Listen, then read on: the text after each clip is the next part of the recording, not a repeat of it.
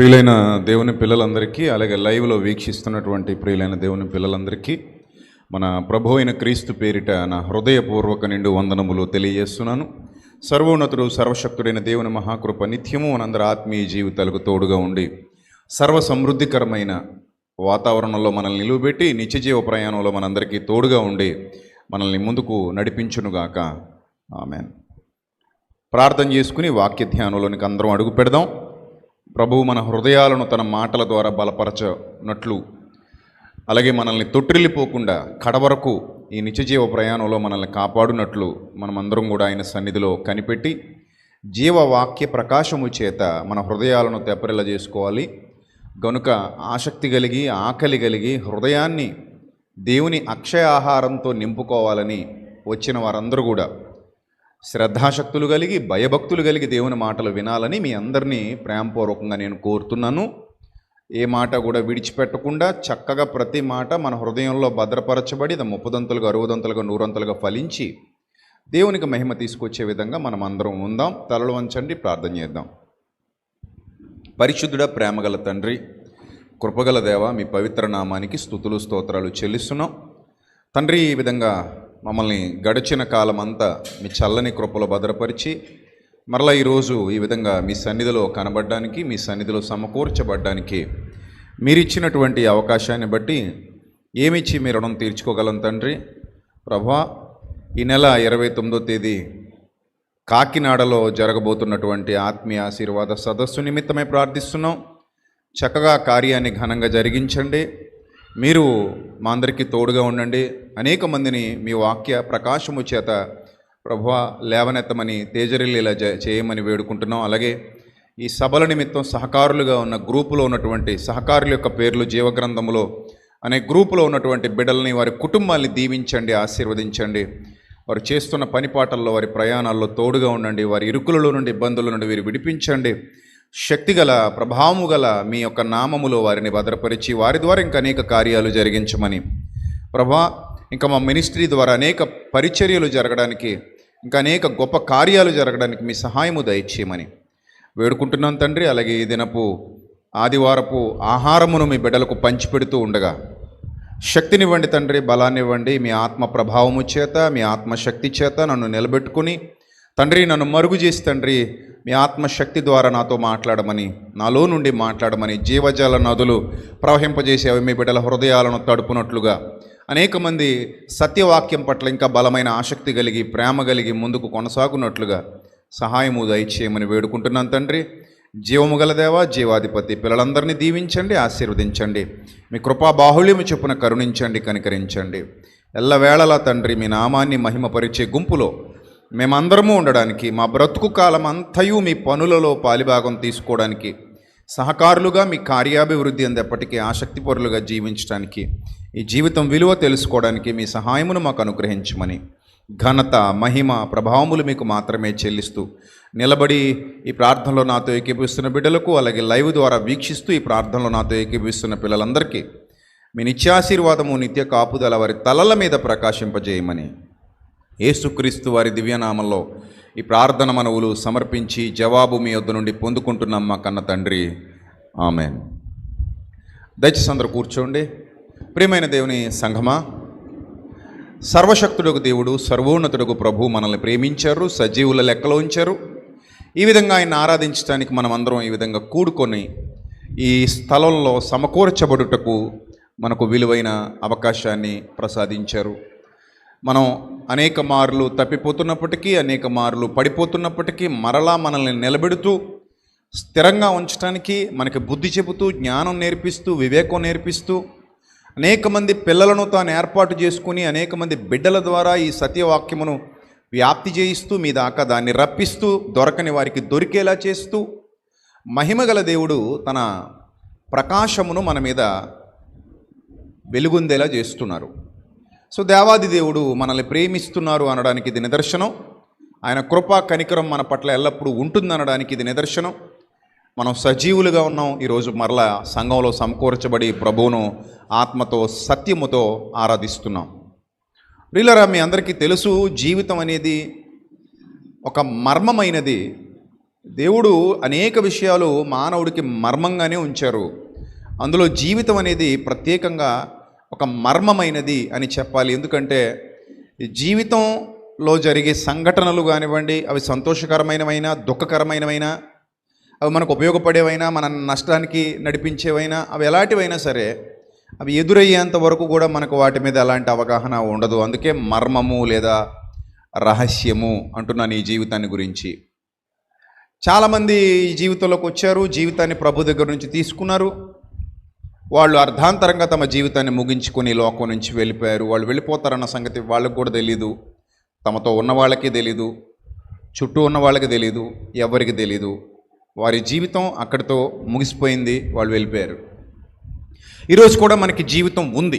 ప్రస్తుతానికి మనందరికీ ఒక అందమైన జీవితం ఉంది. మరి అందమైన జీవితం రహస్యం అనుకున్నప్పుడు రేపేమి సంభవించునో మీరు ఎరుగరు అనే విషయం మనందరికీ తెలుసు. మన మస్తిష్కాలలో అది చక్కగా పునాది వేయబడిన మాటగా ఎప్పటికప్పుడు మనకు అది జ్ఞప్తికి వస్తుంది. రేపేమి సంభవించునో మనం ఎవ్వరం కూడా ఎరుగము, మీరెవ్వరూ ఎరుగరు. రేపు అనేది ఒక మిస్టరీ. ఎస్, రేపు అనేది ఖచ్చితంగా ఒక మిస్టరీ. దాన్ని ఛేదించటం మన వల్ల కాదు, దేవునికి తప్ప. రేపు అనే మిస్టరీని ఛేదించటం ఏ మానవుని వల్ల కాదు. మనం అంత బాగా జరగాలని కోరుకుంటాం, అంత బాగుండాలని కోరుకుంటాం, అంత మంచిగా జరగాలని కోరుకుంటాం, అంత మనకు అనుకూలంగా ఉండాలని కోరుకుంటాం. కానీ జరిగేది దైవచిత్తమే, జరిగేది దైవచిత్తమే. ఎందుకంటే దైవచిత్తానుసారంగానే సమస్తం జరగాలి తప్ప మానవుడు దేన్ని కూడా మార్చలేడు. ఈ విషయాన్ని మొత్తం అందరూ ఒప్పుకోవాలి, తెలుసుకోవాలి. ఇప్పుడు జీవితంలో ఆటుపోట్లు, సుఖదుఖాలు, కష్ట నష్టాలు ఇవన్నీ సహజంగా మనకి ఎదురవుతూ ఉంటాయి. ఎవరి జీవితం కూడా వడ్డించిన విస్తరిగా ఉండదు. ప్రతి ఒక్కరికి వారి తాహతును బట్టి, వారి యొక్క సామర్థ్యాన్ని బట్టి ఏదో ఒక సమస్య వారిని వెంటాడుతూ ఉంటుంది. అది ఆరోగ్యపరంగా కావచ్చు, లేదా కుటుంబ పరంగా కావచ్చు, లేదా సామాజికంగా కావచ్చు, వ్యాపార పరంగా కావచ్చు, ఉద్యోగపరంగా కావచ్చు, ఇక మరే విధంగానైనా కావచ్చు. ఏదో ఒక సమస్య మానసికంగా కావచ్చు. చాలా సమస్యలన్నీ కలిస్తే ఒక మానసిక సమస్య అవుతుంది. ఇది పెద్ద యుద్ధం లోపల. గాయం, అసలు మానసిక గాయానికి కనబడని గాయం కనుక ఆ మందేంటో కూడా చాలామందికి తెలియక ఎప్పటికీ ఆ గాయాల చేత నొప్పి భరిస్తూ జీవితాన్ని ఈడుస్తున్న వాళ్ళు సమాజంలో చాలామంది ఉన్నారు. అందుకే అన్ని గాయాల కంటే ప్రమాదకరమైన గాయం ఏంటట? మనసుకు తగిలే గాయం చాలా ప్రమాదకరమైంది. శరీరానికి తగిలే గాయం కొన్నాళ్ళకి మానిపోద్ది, తగ్గిపోద్ది. కానీ మనసుకు తగిలే గాయం అంత తొందరగా తగ్గదు, మానిపోదు. అది చాలా సమయం తీసుకుంటుంది. దానికి సరైన మందు పడాలి. ఆ మందు పడకపోతే వాళ్ళు చాలా నష్టపోతారు, జీవితాన్ని కోల్పోతారు. సో ఈ విధంగా మనిషి జీవితంలో కష్టాలు, కన్నీళ్ళు, ఇరుకులు, ఇబ్బందులు, శోధనలు, శ్రమలు, వేదనలు, బాధలు ఇవన్నీ కూడా వస్తూ ఉండొచ్చు, పోతూ ఉండొచ్చు, వెంటాడుతూ ఉండొచ్చు. జీవితం అంటే అన్నింటికీ మనం సిద్ధంగా ఉండాలి. అన్నీ వస్తుంటాయి, పోతుంటాయి. కానీ ఇక్కడ మనం గమనించాల్సినటువంటి ప్రధానమైన విషయం ఏమిటంటే విశ్వాసులుగా, భక్తులుగా, దేవుని పిల్లలుగా, సత్యవాక్యము చేత కట్టబడుతున్న వారిగా. మీరు అందరూ గుర్తుపెట్టుకోండి, మీరు దేవుని పిల్లలు మాత్రమే కాదు, సత్యవాక్యంతో పుట్టినవారు. మీరు దేంతో పుట్టారు? మీరు సత్యవాక్యము చేత పుట్టిన బిడ్డలు, దేవుని బిడ్డలు. మీరు లోకంలో చాలామంది మేము దేవుని పిల్లలం అని చెప్పుకుంటారు. ఇశ్రాయేలీలు కూడా మేము దేవుని పిల్లలం, అబ్రహాం సంతానం, అబ్రహాము విశ్వాసులకు తండ్రి, మేము ఆయన పిల్లలం కాబట్టి మేము దేవుని పిల్లలం అని చెప్పుకుని తిరిగేవారు. ప్రభు వచ్చేంతవరకు వాళ్ళ ఆటలు సాగాయి. ప్రవక్తలను లెక్క చేయలేదు, ఎవరిని లెక్క చేయలేదు. ప్రభు వచ్చేంతవరకు వాళ్ళ ఆటలు సాగాయి. కానీ ప్రభు వచ్చిన తర్వాత చాలా క్లియర్గా డిక్లేర్ చేశారు, మీరు అసలు దేవుని పిల్లలు కారు. మీరు చెప్పుకు తిరగడం తప్ప దేవుని పిల్లలని ఒప్పుకునే విధంగా, ఆయన ఒప్పుకునే విధంగా బతకడానికి అర్హులు మాత్రం కాదన్నారు. కానీ వాళ్ళు చెప్పుకు తిరిగారు అప్పటి వరకు. మేము దేవుని పిల్లలం, మేమే దేవుని పిల్లలం, మా దగ్గర డబ్బులు ఉన్నాయి, మేము దేవుని పిల్లలం, మా దగ్గర ఆస్తులు ఉన్నాయి, మేము దేవుని పిల్లలం, మా దగ్గర కోట్లు ఉన్నాయి, మేము దేవుని పిల్లలం, మా దగ్గర ఎక్కువ హడావుడి ఉంది, మేము దేవుని పిల్లలం. సో దేవుడు దాన్ని యాక్సెప్ట్ చేయలే, అస్సలు యాక్సెప్ట్ చేయలే. మీరు దేవుని పిల్లలు కాదు అని ఒక ఎగ్జాంపుల్ కూడా ఇచ్చారు. ఏమైనా ఎగ్జాంపుల్ ఇచ్చారంటే, అరే నాయన కరువు వచ్చింది, ఇస్రాయేలులో చాలామంది విధవరాళ్ళు ఉన్నారు, కానీ వాళ్ళు ఎవరు పోషింపబడలేదు. మరి ఎవరు పోషింపబడ్డారట? ఎక్కడో సారిపత్తులో ఒక విధవరాలు ఉంది, ఆమె పోషింపబడింది. దుర్మార్గులారా, మీ భక్తి లేని జీవితాన్ని బట్టి, మీ యథార్థత లేని జీవితాన్ని బట్టి, మీ నీతి లేని జీవితాన్ని బట్టి మేము దేవుని పిల్లలమని మీరు చెప్పుకోవడం తప్ప మీ బ్రతుకులో సత్యం లేకపోవటాన్ని బట్టి దేవుడు మిమ్మల్ని తన పిల్లలుగా అంగీకరించట్లేదు. మీరు చెప్పుకు తిరగాలి తప్ప ఆయన ఒప్పుకునేలా మీ బతుకులు లేవు అన్నారు ఆయన. ఆ తర్వాత మరొక ఎగ్జాంపుల్ కూడా చెప్పారు వారికి. చాలామంది కుష్ఠరోగులు ఇశ్రాయేలులో ఉన్నప్పటికీ, చాలామంది ఉన్నప్పటికీ సిరియా దేశస్థుడైన నయమాను తప్ప మరి ఎవ్వడు శుద్ధి నొందలేదంటే దేవుని దృష్టిలో మీరు లేరు. నయమాను ఉన్నాడు, అతడు అన్యుడు. ఆ అన్యుడిని దేవుడు ఇష్టపడ్డాడు. దౌర్భాగ్యులారా, మిమ్మల్ని ఇష్టపడలేదని ఖండించేశారు ప్రభు. అలా చెప్పినందుకు ప్రభువును కొండపేటు వరకు తీసుకుని, ఆ పట్టణము కట్టబడిన కొండపేటు వరకు తీసుకెళ్ళి అక్కడి నుంచి తోసి చంపేద్దామని ప్లాన్ చేశారంటే ఎంత నీచమైన దృక్పథం ఉందో ఇశ్రాయేలులో మీరు ఆలోచించాలి. వాళ్ళు దేవుని పిల్లలని చెప్పుకుంటున్నారు, వారు సత్యమునకు పుట్టిన వారు కారు. నేటి దినాల్లో కూడా చాలామంది ఉంటారు, ఖండించే వారిని ఇష్టపడరు, గద్దించే వారి మీద పగబడతారు, ద్వేషిస్తారు, అసూయ చెందుతారు. మన మంచి కొరకే కదా ఖచ్చితంగా చెప్తున్నాడు ఇతను, మన మంచి కొరకే కదా ఇతను మనల్ని ఖండిస్తున్నాడు, మన మంచి కొరకే కదా ఇతను మనల్ని హెచ్చరిస్తున్నాడు అనే తగ్గింపు స్వభావం చాలామందిలో ఉండదు. నన్నెందుకు అనాలి, నన్నెందుకు ఖండించాలి, నన్నెందుకు గద్దించాలి, మమ్మల్ని ఎందుకు హెచ్చరించాలి, నువ్వేమైనా గొప్పోడివా, మాకు చెప్పేటంతటోడివా, మాకు చెప్పడానికి నీకు అర్హత ఉందా, ఇలాంటి భావజాలం తప్ప అది బాగుపడే భావజాలం కాదు. ఒక ఆయన రోడ్డు మీద వెళ్ళిపోతున్నాడట, తల మీద ఏదో ఉందట. ఏమయ్యా నీ తల మీద ఏదో ఉందని చెప్పాడట. సీరియస్ అయిపోయాడట. నువ్వు నాకు చెప్పడానికి, ఇంటికి వెళ్ళక మా ఆవిడ చెప్పుద్ది కదా. ఇప్పుడు నా పని మీద అర్జెంట్గా వెళ్ళిపోతుంది, నువ్వు ఆపి మరీ తల మీద ఏదో ఉందని చెప్తావు నువ్వు. సో ఈ టైప్ స్వభావం ఉన్న వాళ్ళని మూర్ఖులు అంటారు. మూర్ఖులు వాళ్ళు విజ్ఞులు కాదు, వివేకులు కాదు, తెలివి గలవారు కాదు, శుద్ధ హృదయము గలవారు కూడా కాదు. ఎవరైనా మనల్ని ఖండించినప్పుడు అది ప్రేమతో ఖండిస్తుంటే, బాధ్యతతో ఖండిస్తుంటే, నా పట్ల వీరికి ఏమిటి ఇంత బాధ్యత, నన్ను ప్రేమించబట్టే కదా ఇంత బాధ్యత తీసుకున్నారు, నన్ను ప్రేమించబట్టే కదా వీరు నన్ను ఖండిస్తున్నారు, నన్ను ప్రేమించబట్టే కదా వీరు నన్ను హెచ్చరిస్తున్నారు అనే ఇంగితం మానవుని హృదయంలో ఉండాలి తప్ప నువ్వెవరు నన్ను ఖండించడానికి, నువ్వెవరు నన్ను సరిదిద్దడానికి, నువ్వెవరు నన్ను హెచ్చరించడానికి. దేవుని ఏర్పాటులో ఉన్నాడేమో అతను ఒక ఏలియాలాగా అని అనుకోవచ్చు కదా. ఏలియాను దేవుడు ఎందుకు ఏర్పాటు చేసుకున్నాడంటే ఖండించడానికి, రాజుల్ని ఖండించడానికి. నా కుమారుడా నేను నిన్ను ఎన్నుకున్నాను. ఏలియా రోషం కలిగిన ప్రవక్త. నా కుమారుడా రాజుల్ని సైతం ఖండించడానికి నేను నిన్ను ఎన్నుకున్నాను. ఒక ప్రత్యేక పని మీద ఒక ప్రత్యేకత కలిగిన వ్యక్తివి నువ్వు, ప్రత్యేకత కలిగిన సేవకుడివి నువ్వు. అందరికీ దేవుడు ఒకే పని అప్పగించాడు కదా. అందరూ సాత్వికులుగా ఉండరు. కొందరు ఖండించుటకు, గద్దించుటకు, బుద్ధి చెబుటకు దేవుని చేత ఏర్పాటు చేయబడిన వారై సమాజంలో నిలబడి ఎవరినైనా సరే హెచ్చరించే స్థాయిలో దేవుడు వారిని ఎన్నుకున్నప్పుడు మనం ఆ మాటకు విధేయులమై లోబడి వారి మాటకు సమ్మతి తెలిపి ముందుకు నడవాలి తప్ప నువ్వెవరు మమ్మల్ని హెచ్చరించడానికి, నువ్వెవరు మమ్మల్ని ఖండించడానికి, నువ్వు కూడా మా వంటి వాడవే కదా, నువ్వు కూడా మా వంటి సామాన్యుడివే కదా అనడానికి వీలు లేదు. ఎందుకంటే మీ వంటి సామాన్యుడు అతడు కాడు అని దేవుడు నిర్ధారిస్తాడు. శరీరాలు ఒక్కలా ఉన్న అతనిలో ఉన్న ఆత్మ ప్రభావం వేరు. ఏలియా వంటి ఆత్మ గలవాడై అన్నాడు యోహాను గురించి మాట్లాడుతూ. స్టెఫను గురించి మాట్లాడుతూ అతనిలో ఉన్న పరిశుద్ధాత్మను వారెదిరింపలేకపోయిరి. ఒక సామాన్యమైన వ్యక్తిగా స్టెఫన్ని వాళ్ళు చూస్తున్నారు, కానీ ప్రభు సామాన్యమైన వ్యక్తిగా స్టెఫన్ని చూడలేదు. ఎందుకంటే స్టెఫను లోపల ఉన్నవాడు శక్తిగల పరిశుద్ధాత్ముడు. సో శక్తిగల దేవుడు అతని లోపల నుండి, అతని హృదయంలో నుండి మాట్లాడుతున్నప్పుడు, హెచ్చరిక చేస్తున్నప్పుడు సామాన్య ప్రజలుగా వాళ్ళు తమ తప్పుల్ని దిద్దుకోవటానికి ఇతడు దేవుని చేత ఎన్నుకొనబడిన వాడు కనుక భయం కలిగి, భక్తి కలిగి, ఆయన మాటకు విధేయత చూపించి లోబడి మనల్ని మనం సంస్కరించుకోవాలనే జ్ఞానం వారిలో పుట్టాలి. కానీ పుట్టలా అది పుట్టకపోగా తిరుగుబాటు చేయడానికి సిద్ధపడ్డారట. తిరుగుబాటు చేయు ప్రజలు మీరు అన్నాడు వాళ్ళని. నిరంతరము మీరు తిరుగుబాటు చేసే మనస్సు గలవారు. లోబడే స్వభావం మీలో లేదు, గుణపడే స్వభావం మీలో లేదు, తగ్గింపు స్వభావం మీలో లేదు, దేవుని మాటకు విధేయత చూపించే స్వభావం మీలో లేదు. ఎప్పుడైనా మీ దీపాన్ని ఆయన అని ఉత్తే ఆరిపోద్దంతే. ఆరిపివేయగలడు నీ దీపాన్ని ఆయన. ఎంతసేపు నీ దీపం ఆరిపోయాలంటే ఆయనకి. నీ ఇంట్లో వెలిగించుకున్న దీపాన్ని నువ్వు ఆరిపోయగలవు అంటే ఆరిపోద్దా? ఆరిపోద్ది. అది నీ ఇంట్లో వెలిగించుకున్న దీపం. యెహోవా పెట్టిన దీపము నరుని ఆత్మ. యెహోవా పెట్టిన దీపం ఆయన ఆరిపోయాలనుకుంటే ఎంతసేపు చెప్పు అంతే. గాలి వంటి జీవితం అంతే, టక్ మన ఆరిపోతాం అంతే. కానీ ఇంగితం వాళ్ళలో లేదు. తిరుగుబాటుకు ప్రేరేపించబడ్డారు, దేవుని మీద తిరుగుబాటు చేశారు, దేవుని శక్తి మీద తిరుగుబాటు చేశారు, దేవుని ప్రవక్తల మీద తిరుగుబాటు చేశారు, దేవుని ఆలోచన మీద తిరుగుబాటు చేశారు. ఆయన మంచి కోసం వాళ్ళను పంపిస్తే వీళ్ళు దాన్ని చెడుగా తీసుకున్నారు. ఆయన మంచిగా హెచ్చరిస్తుంటే వీళ్ళు దాన్ని చెడుగా అర్థం చేసుకున్నారు.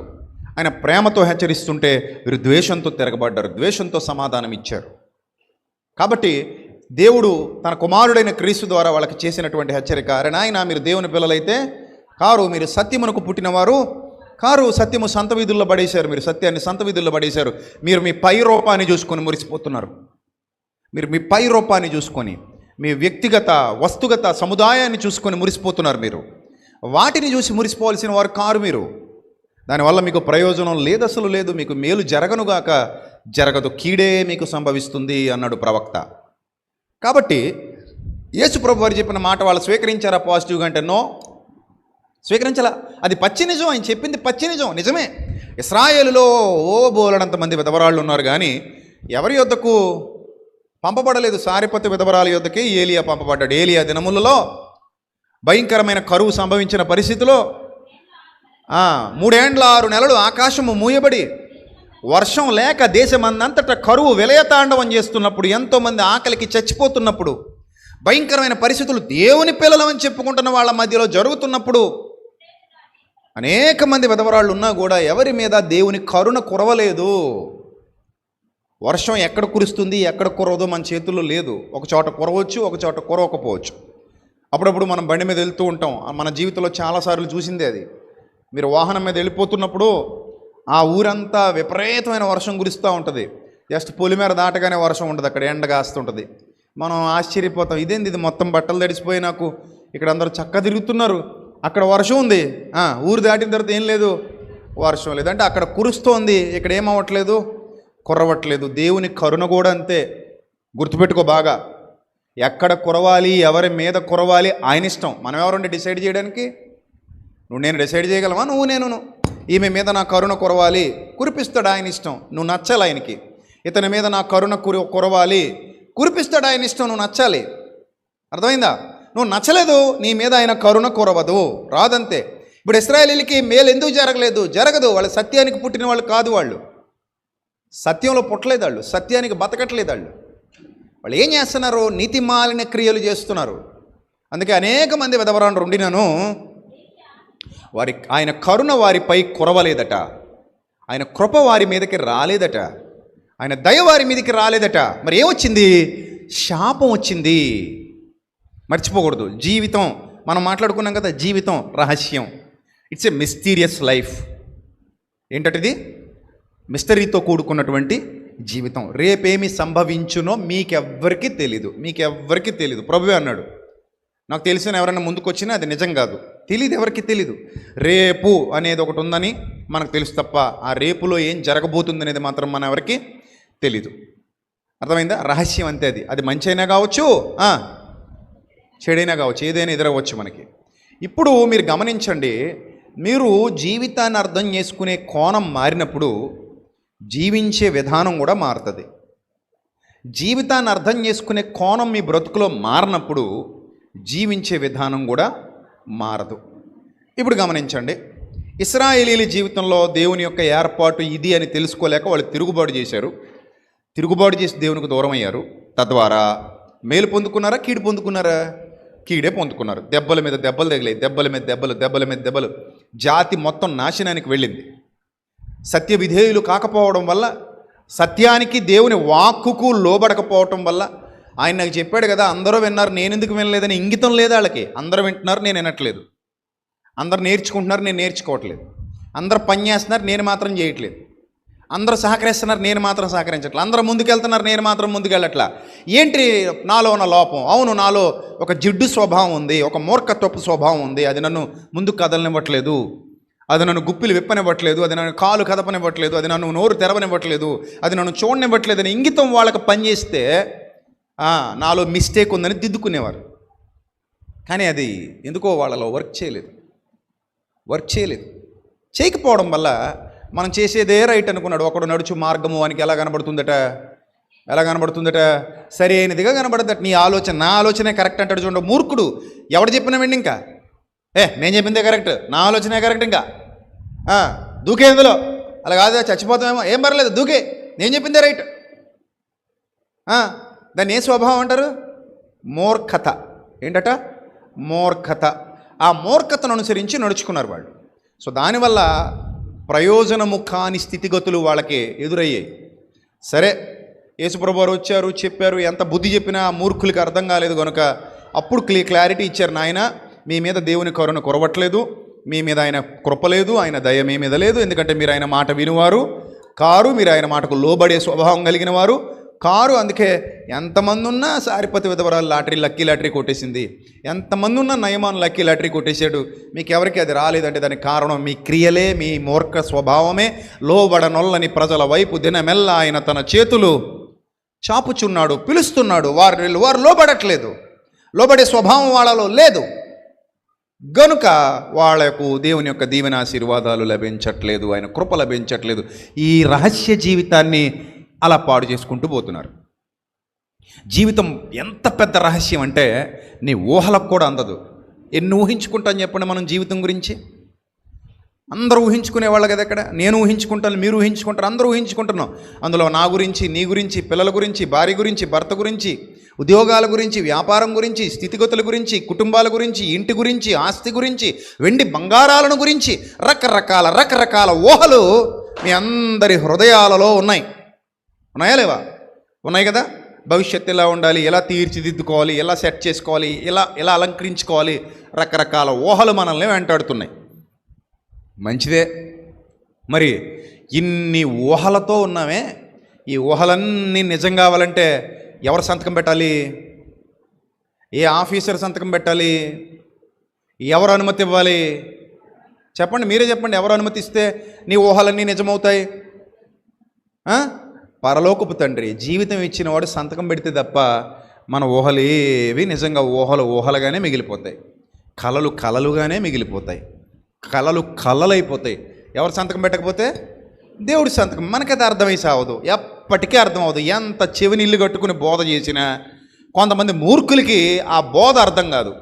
వాళ్ళు అనుకుంటారు, నేనున్నాను కదా, నేను ఏదంటే అది జరిగిపోద్ది, నేనున్నాను కదా, నేనేది చెప్తే అది జరిగిపోద్ది, నేను ఏది చేస్తే అది అయిపోద్ది అంతే, నేను ఏది చేస్తే అది జరిగిపోద్ది అంతే. ఎవరి కోసం జరిగిపోతుంది? రేపు అనేది నువ్వు తేగలవు అసలు, అందులోకి నువ్వు ఎలాగెళ్తున్నావు, ఎవరు పంపిస్తే రేపుట్లోకి వెళ్తున్నావు నువ్వు అనే ఇంగితం చాలామందికి ఉండదు. రేపు అనే దానిలో అడుగు పెట్టాలంటే దేవుడు అనుమతించకుండా నువ్వు రేపులో ఎలా అడుగు పెట్టగలవు? అడుగు పెట్టలేవు. ఆయన సంతకం పెట్టాలి. నీకు ఒక దినము రావాలంటే ఆయన సంతకం పెట్టాలి, నువ్వు దినాన్ని చూడాలంటే ఆయన సంతకం పెట్టాలి. అంతెందుకు నువ్వు ఒక మెతుకు నోట్లో పెట్టాలన్నా కూడా ఆయన సంతకం అవసరం. ఒక చోట చూడండి, అధికారులు సంతకాలు లేకుండా ఫైల్ మీద సంతకం పెట్టకుండా పని జరగదంటారు కదా.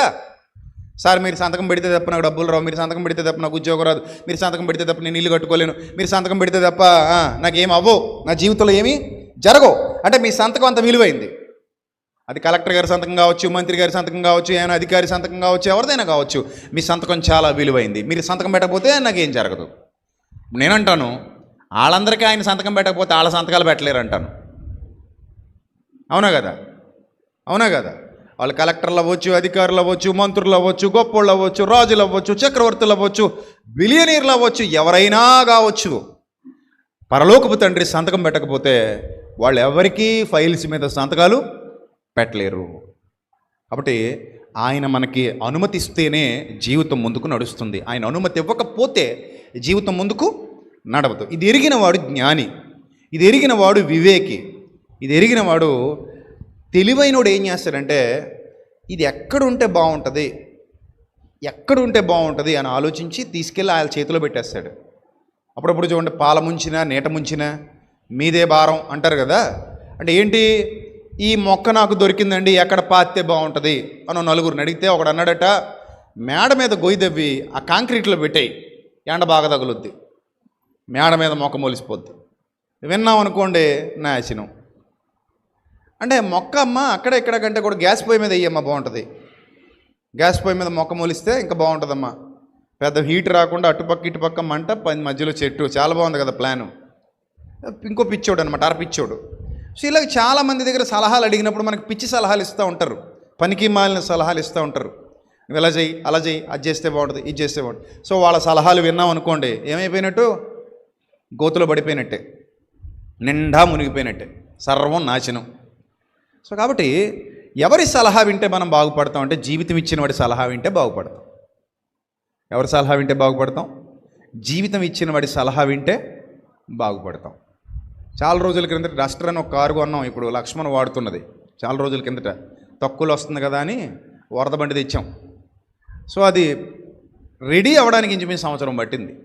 మేము చేసిన తప్పు ఏంటంటే ఆ మెకానిక్కి, ఈ మెకానిక్కి, వాళ్ళకి, వీళ్ళకి, ఇంకొకళ్ళకి ఇచ్చి అనవసరంగా డబ్బులు వృధా చేస్తుంటే ఒకానొక టైంలో ఒకానొక ఆయన చెప్పాడు, ఏమండి మీరు ఇలా ఆ మెకానిక్కి ఈ మెకానిక్కి ఇస్తే పనులవు, నేరుగా మీరు తీసుకెళ్ళి ఎవరికి ఇస్తే బెటర్, ఇది షోరూమ్కి ఇచ్చేయండి, వాడు నిమిషాల్లో చేసి ఇచ్చేస్తాడు మీకు.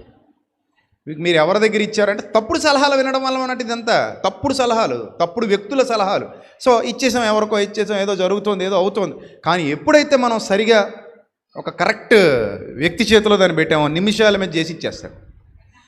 ఎందుకు నిమిషాల మీద నీకు అది వచ్చేసిందంటే దానికి కారణం ఏమీ కాదు. దాన్ని చేసిన వారు ఎవరైతే ఉన్నారో, దాన్ని కలిగించిన వారు ఎవరైతే ఉన్నారో, దాని సృష్టికర్తలు ఎవరైతే ఉన్నారో వాళ్ళ దగ్గరికి అది వెళ్ళినప్పుడు చక్కగా దాన్ని ఏం చేస్తారు? రిపేర్ చేసేసి మన చేతులకి ఇచ్చేస్తారు. వాళ్ళకి తెలిసిపోద్ది ఏం చేయాలి, ఎలా చేయాలి, ఏది మార్చాలి, ఏది మార్చకూడదు, ఏది సెట్ చేయాలి, ఏది సెట్ చేయకూడదు, వాళ్ళకి తెలిసిపోద్ది కదా. అలాగే మన జీవితం ఎవరు సరిదిద్దగలరు చెప్పండి? ఎవరు సరిదిద్దగలరు? ఎవరి చేతిలో పెడితే మన జీవితం బాగుంటుంది కదా.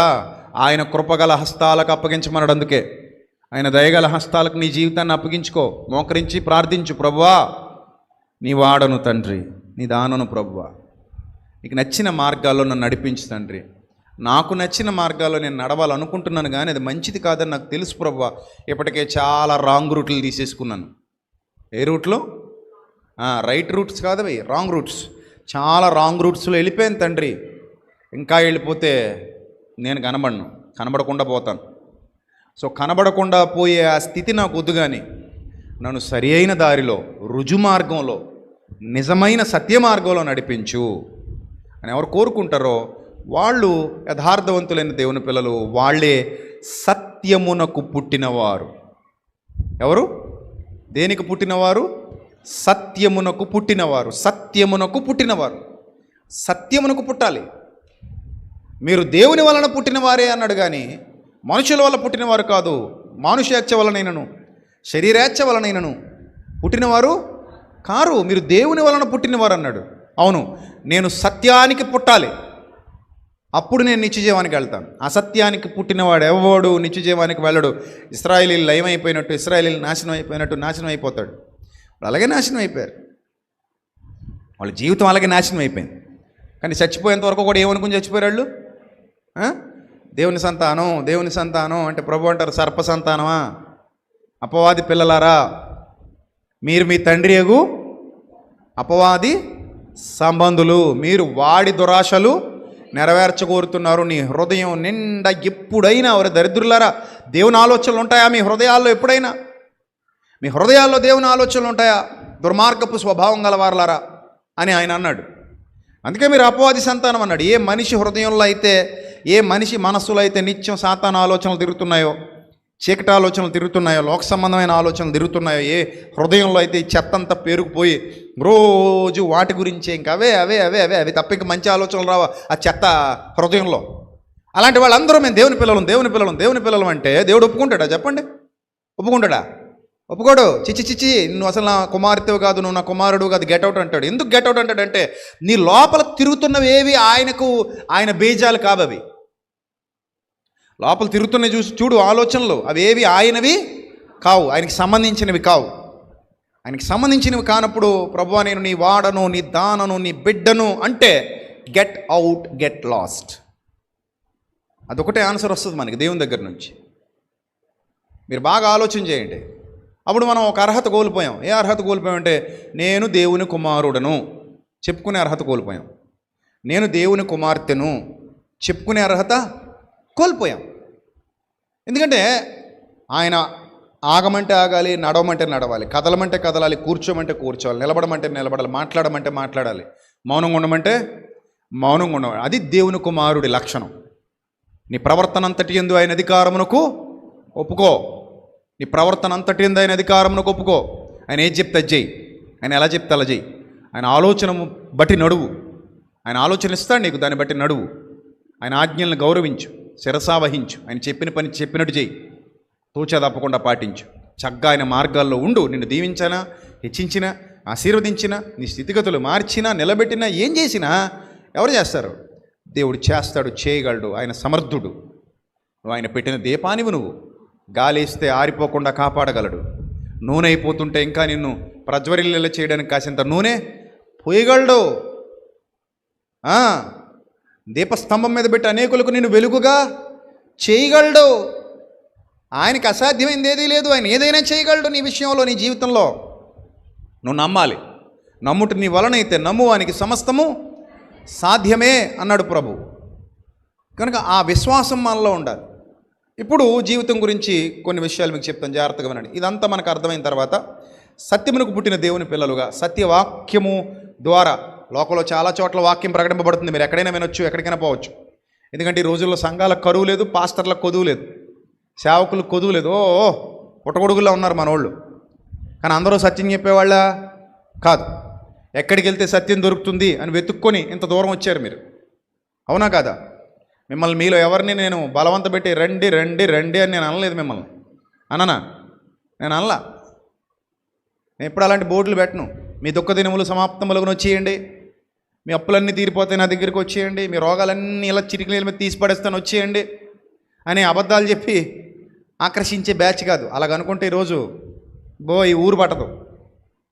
అంతే కదా? నేను ఎప్పుడో ఒక మాట చెప్తూ ఉంటాను. అసత్యం తెలిసినోడికి మోసం చేయడం అంత బాగా వస్తే, సత్యం తెలిసినోడు మోసం చేయాలనుకుంటే ఎంత బాగా చేయగలడు? అది చెప్పండి చాలు.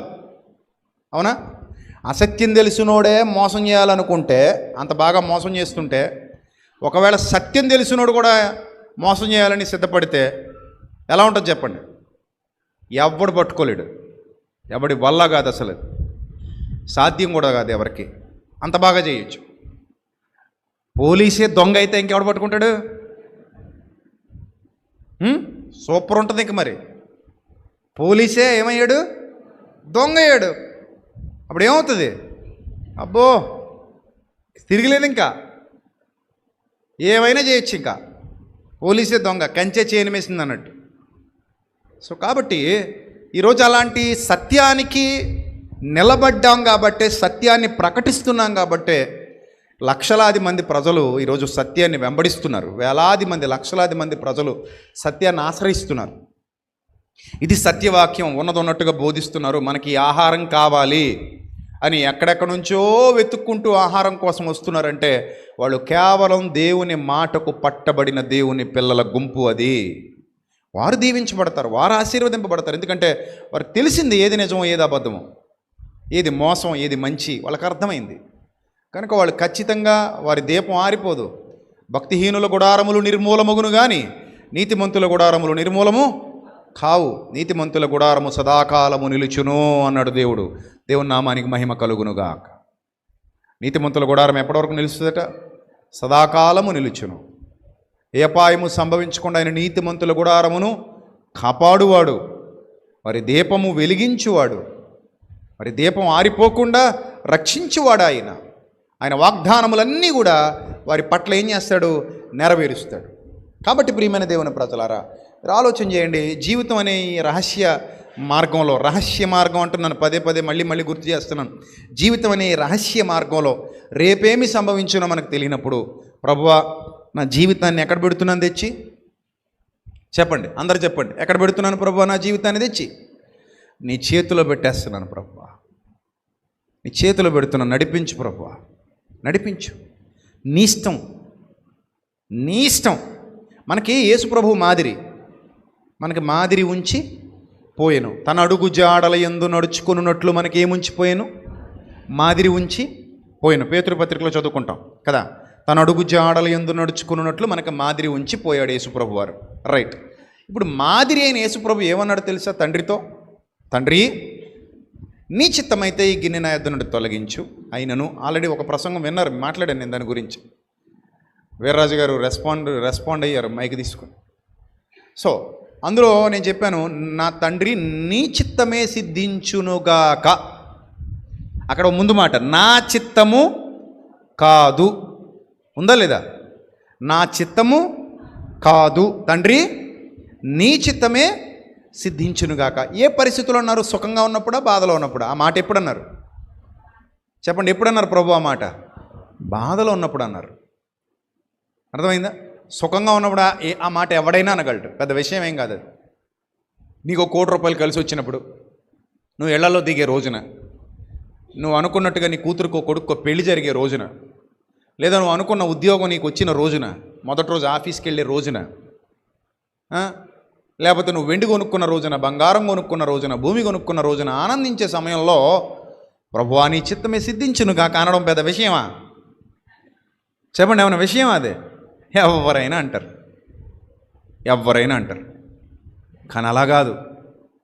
ఆపదలు నిన్ను అలుముకున్న వేళ, శోధనలు నిన్ను చుట్టుముట్టిన సమయంలో, దిగ్భ్రాంతికరమైన వాతావరణం నీ చుట్టూ వ్యాపించి ఉన్న తరుణంలో, ఎటు వెళ్ళాలో దారి తోచక, దిక్కు తోచక, బిక్కు బిక్కు మంటూ సహాయం కోసం ఆర్తనాదాలు చేస్తున్న వేళ, ప్రభువా నీ కనికరము కొరకు కనిపెడుతున్నాను తండ్రిని 2 చేతులు ఆకాశము తట్టు చాపి, ప్రభువా ఈ ఇరుకుగల గుంటలో నుండి, ఈ జిగటగల ఊబిలో నుండి నన్ను లేవనెత్తువాడవు నీవే అని ఆయనతో మాట్లాడుకుంటున్న వేళ మనం అనాల్సిన మాట, ప్రభువా ఇది రహస్యకరమైన జీవితం, మర్మమైన జీవితం.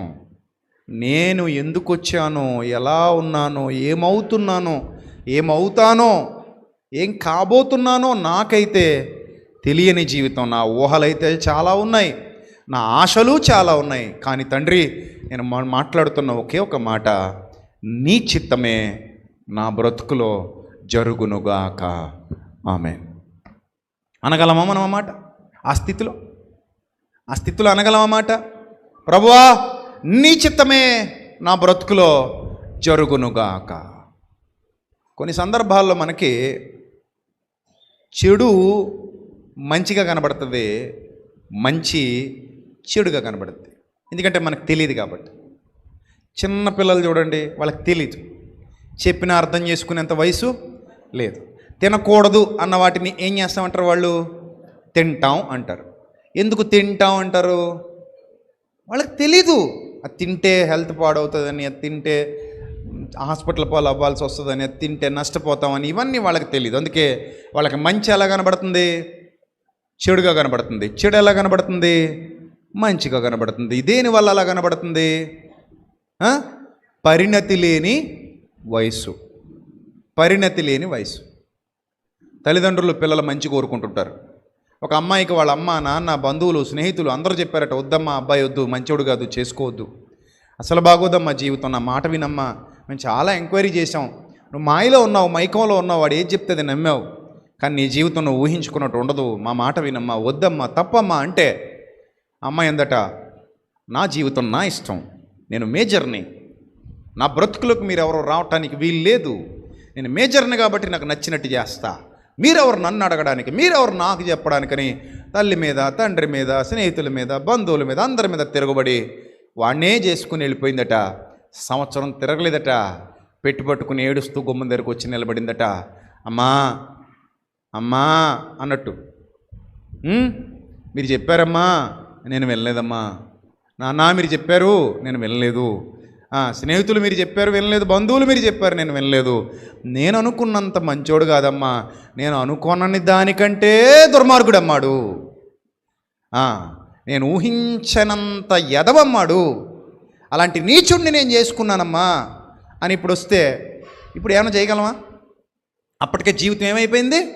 నాశనం అయిపోయింది. అందుకే పెద్దల మాట చద్దిమూటని ఒక్కో సందర్భంలో చాలా ఆలోచిస్తారు. మనల్ని ప్రేమించేవాళ్ళు చాలా ఆలోచించి, ఎంతో పరిశోధించి నిర్ణయాలు తీసుకుని వాళ్ళు చెప్తుంటారు. అలాంటప్పుడు వినరు.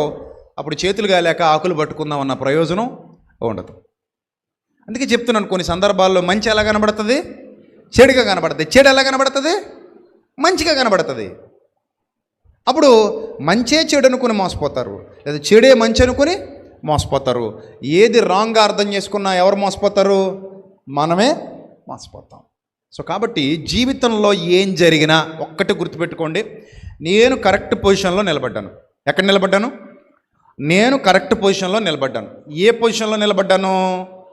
దేవుని కృప, దేవుని కరుణ, సత్యమును పునాది మీద నేను నిలబడ్డాను. ఇప్పుడు నేను ఇక్కడే నిలబడి ఉన్నాను. ఇలాగా ఎక్కడ నిలబడ్డాను? అటెన్షన్లో నేను ఎక్కడ నిలబడి ఉన్నాను? సత్యం అనే పునాది మీద నిలబడి ఉన్నాను. ఇది ఎవరి పునాది అంటే దేవుని పునాది. ఇప్పుడు ఏం జరిగినా ఆయన చిత్తమే. ప్రస్తుతానికి నాకు ఇది దుఃఖకరంగా కనబడవచ్చు, ప్రస్తుతానికి నాకు శోధనలా కనబడవచ్చు, వేదనలా కనబడవచ్చు, నా జీవితం బాగాలేనట్టు నాకు అనిపించవచ్చు, చుట్టూ పరిస్థితులు బాగాలేనట్టే నాకు అనిపించవచ్చు. కానీ నేను నిలబడున్న ప్లేస్ గొప్పది. బాగా అర్థం చేసుకోండి, నేను నిలబడున్న ప్లేస్ గొప్పది. ఆ ప్లేస్ మీద నేను నమ్మకం ఉంచాను. నేను ఈ ప్లేస్లో ఉన్నంత వరకు ఏం జరిగినా ఆయన చూసుకుంటాడు. నేను ఈ ప్లేస్ దాటి వెళ్ళిపోతే నా చేతిలో ఏమీ లేదు. మీరు బాగా అర్థం చేసుకోండి. దేవునిలో ఉన్నాడు. కొన్ని ఎగ్జాంపుల్స్ ఇస్తాను మీకు అర్థమయ్యే విధంగా. అంతా మీ మంచికే. ఈరోజు ఏమున్నా అది మీ మంచికే. దుఃఖపడువారు ధన్యులు, వారు ఏమవుతారు? ఓదార్చబడతారు. ప్రస్తుతానికి ఈ దుఃఖము మీకు ఎలా కనబడుతుందంటే చాలా ఇబ్బందికరంగా కనబడుతుంది. ఈ దుఃఖము మీకు ఇబ్బందికరంగా కనబడుతుంది, కానీ ఇది ఎందుకో మీ మంచికే వచ్చింది. ఇది అనుభవాలలోనికి వెళితే తెలుస్తుంది. నా జీవితంలో కూడా ఏడ్చిన సందర్భాలు ఉన్నాయి, కన్నీళ్లు గార్చిన సందర్భాలు ఉన్నాయి. బయట ప్రపంచానికి తెలివై లోపల జరుగుతాయి. నా జీవితంలో కూడా ఇరుకులు ఉంటాయి, ఇబ్బందులు ఉన్నాయి, సమస్యలు ఉన్నాయి, శోధనలు ఉన్నాయి. ఇప్పటికీ కూడా కొన్ని సందర్భాల్లో దుఃఖం నన్ను ఆవరిస్తూ ఉంటుంది. ఏదైనా జరగలేనప్పుడు బాధ అనుభవిస్తూ ఉంటాను. ఏదైనా సాధించలేకపోతున్నామేమో అనే చింత. పౌలు భక్తుడికి కూడా సంఘములన్నిటినీ గూర్చిన చింత ఉందట. సో అలాంటి చింతలు, బాధలు, ఇబ్బందులు మనల్ని ఆవరిస్తున్నప్పుడు మనకు అనిపిస్తుంది, అరే చాలా పెయిన్ఫుల్గా ఉంది, ఇది బేర్ చేయగలమా, చాలా ఇబ్బందిగా ఉంది, మనం దాటగలమా, చాలా కష్టంగా ఉంది, మనం సహించగలమా, మనం వెళ్ళగలమా, ఈ దారిలో మనకు అన్నీ అనుకూలంగా ఉంటాయంటారా, మనం మన గోల్ రీచ్ అవుతామా, అన్నీ ఒక మనసుకి ఒక రకమైన ఒక చీకటి సంబంధమైన భావన లేదా నెగిటివ్ థింకింగ్ వచ్చేస్తుంది. అలాంటప్పుడు చాలామంది కృంగిపోతుంటారు. కానీ అప్పుడే అర్థం చేసుకోవాలి, అంతా నా మంచికే. దేవుడు ఏం చేసినా చెప్పండి, దేవుడు ఏం చేసినా నా మంచికే. ఆయన నన్ను విడువడు, ఎడబాయడు. ఒకవేళ నాకు నొప్పి కలిగినా ఆ నొప్పి కూడా నా మంచికే. ఒకవేళ నాకు బాధ కలిగినా ఆ బాధ కూడా నా మంచికే. ఆ సమయంలో నేను ఓడిపోవటం మంచిదన్నమాట. అందుకే నేను ఓటమి పాలయ్యాను. ఆ సమయంలో నేను ఉండిపోవడమే మంచిది, అందుకే ఉండిపోయాను. నిలబడిపోవడమే మంచిది, నిలబడిపోయాను. వెళ్ళకపోవడమే మంచిది, అందుకే వెళ్ళలేదు. నా ప్రభువు నాకు అంతా మంచే చేశాడు, మేలే చేశాడు, అంతా నా మంచికే. ఇది ఒక విశ్వాసి అనుభవించాల్సినటువంటి మానసిక స్థితి. మీరు బాగా అర్థం చేసుకోండి. చాలాసార్లు చెప్పాను, మళ్ళీ చెప్తాను. నా చొక్కా చూసి, నా నిలువుటంగి చూసి నా అన్నలు తీసుకెళ్ళి నన్ను కోతులు పడేశారు. అసూయ బుడ్డి. మా నాన్న నన్ను ఎక్కువ ప్రేమిస్తున్నాడని. ఆ తర్వాత నిలువుటంగి తీసేసుకొని నన్ను వస్త్రహీనుడిగా చేసి నన్ను ఎవరికో ముక్కు మొఖం తెలియని వాళ్ళకి అమ్మేశారు. దేవుడేంటి ఇలా చేశాడని నా మనసుకు అనిపిస్తుందా? అనిపించట్లా. ఎందుకంటే ఆయన ఉన్నవాడు, అనువాడు, సమస్తమును చూచుచున్న దేవుడు. సరి అయిన ప్రతిఫలం సరి అయిన సమయంలో నాకు ఇవ్వగలిగే దేవుడైన ఆయన నన్ను విడువడు, ఎడబాయడు అని ఆ విశ్వాసంతో, స్థిర విశ్వాసంతో వెళ్ళిపోయాడు. అక్కడికి వెళ్ళిన తర్వాత ఏదో ఉద్యోగం వచ్చింది అనుకుంటే అది వచ్చినంతసేపు లేదు, మళ్ళీ శోధన చుట్టుముట్టింది. చేయని తప్పుకి ఖైదీగా సంఖ్యలతో బాధింపబడుతున్నాడు. 2 ఏళ్ల పాటు దాదాపు 700 రోజులు దగ్గర చిల్లర రోజులు ఇబ్బంది పడ్డాడు. 720 రోజులు, 730 రోజులు దాదాపుగా ఇబ్బంది పడ్డాడు. ఆ రోజులన్నీ చీకట్లో గడిపాడు, ఆ రోజులన్నీ తిండి లేకుండా గడిపాడు, ఆ రోజులన్నీ చిక్కి శల్యమైపోయాడు చెయ్యని తప్పుకి. కానీ అది చాలా బాధాకరమైన పరిస్థితి. నేను ఎందుకు మంచోడిని కదా, నాకెందుకు ఇన్ని కష్టాలు? నేను మంచిదాన్ని కదా, నాకెందుకు ఇన్ని శ్రమలు? నేను మంచిదాన్ని కదా, నాకెందుకు ఇలాంటి రోగం రావాలి? నేను మంచోడిని కదా, నాకెందుకు ఇలాంటి ఇబ్బంది కలగాలి? ఇలాంటి భావాలు ఒకవేళ వారిలో అపవాది పుట్టిస్తున్నా వాటన్నిటినీ పక్కన పెట్టి అంతా నా మంచికి. ఏమో రేపు జీవితాన్ని ఎలా డిజైన్ చేయబోతున్నాడో నా తండ్రి నాకు తెలియదు కదా, ఎందుకు నన్ను ఈ ద్వారం కూడా నడిపిస్తున్నాడో, ఎందుకు నన్ను ఈ మార్గంలో తీసుకెళ్తున్నాడో, ఏ మేలు చేయనై ఉన్నాడో, ఇవి లేకపోతే నాకు ఆ మంచి రాదేమో, ఇవి జరగడం వల్లే నేను ఆ మంచి స్థితికి వెళతానేమో. లోకానికి తెలీదు. ఏంటి జైల్లో ఉండడం మంచా, సంఖ్యలేసి నేను బాధించడం మంచా, గోతులో పడేయడం నీకు జరిగిన మంచా, మీ అన్నలు నిన్ను ద్వేషించడం నీకు జరిగిన మంచా, మీ నాన్నకు నువ్వు శాశ్వతంగా దూరం అవడం నీకు జరిగిన మంచా, మీ అమ్మ చచ్చిపోవటం నీకు జరిగిన మంచా, మీ తమ్ముడు కనగానే మీ అమ్మ చచ్చిపోయింది, అది నీకు మంచా? అది ఏం మంచి జరిగింది నీ జీవితంలో, ఏం మేలు జరిగింది నీ జీవితంలో? నీ బతుకు మొత్తం కష్టాలు, కన్నీళ్ళు, దుఃఖాలు తప్ప ఏమున్నాయిరా చెప్పుకోవడానికి నీ జీవితంలో అనే మాట ఒకవేళ అపవాది అతని చెవిలో వేస్తూ ఉండొచ్చు, దురాలోచన పుట్టిస్తూ ఉండొచ్చు. కానీ అంతా నా మంచికే, అంతా నా మంచికే, అంతా నా మంచికే అనుకుంటూ ముందుకెళ్ళాడు. ఒకానొక దినం రానే వచ్చింది. కృంగిపోలేదు, కష్టాలకు కృంగిపోలేదు, కష్టాలకు కన్నీళ్లకు లొంగిపోలేదు. బలంగా నిలబడ్డాడు. ఎన్ని వచ్చి కొడుతున్నా, ఎంత గట్టి కొడుతుంటే అంత బలంగా నిలబడ్డాడు. ఎంత గట్టిగా శోధన కొడుతున్నా అంత ధీరత్వంతో నిలబడ్డాడు. ఎంత గట్టిగా శ్రమలు వచ్చి తాకుతుంటే అంత పవర్ఫుల్గా నిలబడ్డాడు. అలా నిలబడి ఒక రోజున ఆ దేశం మొత్తానికి ప్రధానిగా యోసేపును దేవుడు నిలబెట్టుకున్నాడు. రాజు తర్వాత రాజయ్యాడు. ఇప్పుడు చెప్పండి, అవన్నీ మంచికి జరిగాయా, చెడుకు జరిగాయా? చెప్పండి. అంతా ఎవరి మంచికే? మనకిప్పుడు అర్థమవుతుంది. గట్టు దాటేశాడు కాబట్టి, సినిమా మొత్తం చూపించేశాడు కాబట్టి, క్లైమాక్స్కి వచ్చేసాం కాబట్టి ఏమంటున్నాం? హీరో గురించి, ఇప్పుడు యోసేపు అనే హీరో గురించి మాట్లాడుతూ క్లైమాక్స్లో శుభం కార్డు పడ్డప్పుడు చెప్తున్నాం. ఏమని చెప్తున్నాం? యోసేపు జరిగినవన్నీ దేనికోసం జరిగాయి? ఈ సంభవాలన్నీ ఎందుకు వచ్చాయి యోసేపు జీవితంలో? ఈ కష్టాలన్నీ ఎందుకు వచ్చాయి? ఈ కన్నీళ్ళన్నీ ఎందుకు వచ్చాయి? అంతా నీ మంచికే యోసేపు. నువ్వు అలాగ అనుకున్నావు కాబట్టి బాగున్నావు, అవునా కదా? అంతా నీ మంచికే. 10 ఏళ్ళు కాపురం చేసిన తర్వాత మొగుడు చచ్చిపోయాడు. మీకు తెలుసు. 10 ఏళ్ళు కాపురం చేసిన తర్వాత, మంచోడ చెడ్డోడ పక్కన పెడితే ఎన్నాళ్ళు కాపురం చేసిందట? దాదాపు 10 ఏళ్ళు కాపురం చేసిందట. 10 ఏళ్ళు కాపురం చేసిన తర్వాత భర్త చచ్చిపోయాడు. ఇప్పుడు విధవరాలు అయిపోయింది. సరే మామగారు ఉన్నాడు కదా అంటే మామగారు ముందే పోయాడు. సరే మరిది గారు ఉన్నారంటే అతను కూడా చచ్చిపోయాడు.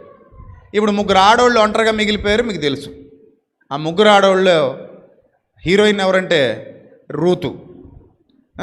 సో అలాంటి సిచ్యువేషన్లో, అలాంటి బాధాకరమైన పరిస్థితిలో వాళ్ళు దిక్కుతోచని స్థితిలో ఉన్నప్పుడు ఆ చెల్లెమ్మ, ఎవరు చెల్లెమ్మ? రూతు చెల్లెమ్మ ఏమందట? నేను ఇక్కడ ఈ స్థితిలో ఉండలేను, నాకు ఈ స్థితి నచ్చలేదు కనుక నేను పోతున్నా అని పోయింది.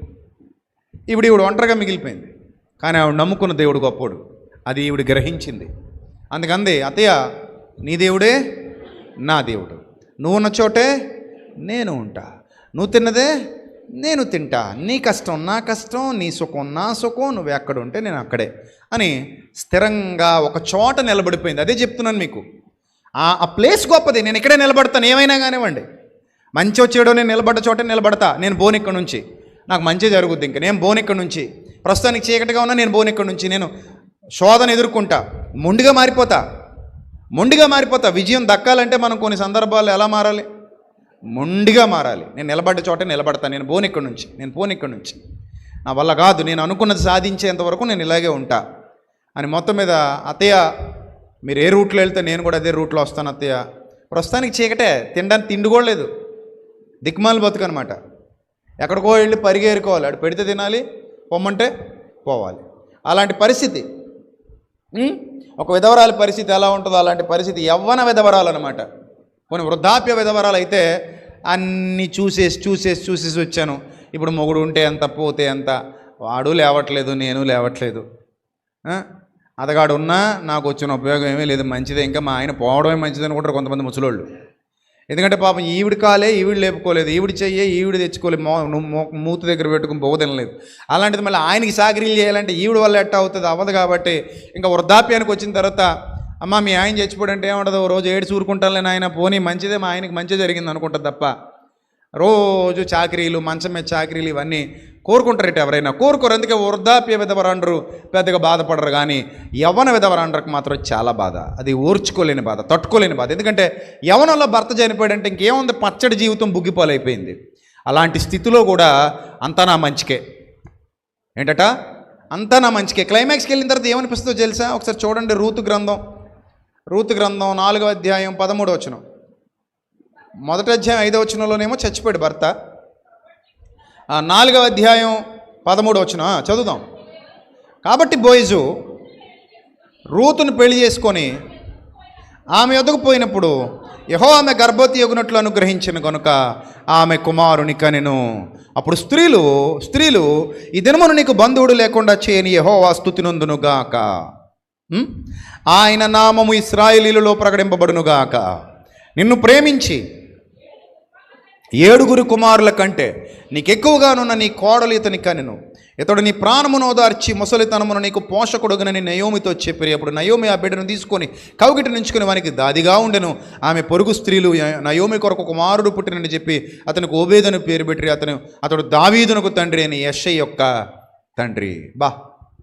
రూతు ఐశ్వర్యం ఎలా మారిపోయింది అంటే ఇప్పుడు అంతా నా మంచికే అనే సూత్రం, అంతా మన మంచికే అనే సూత్రం ఇక్కడ అప్లై చేద్దాం.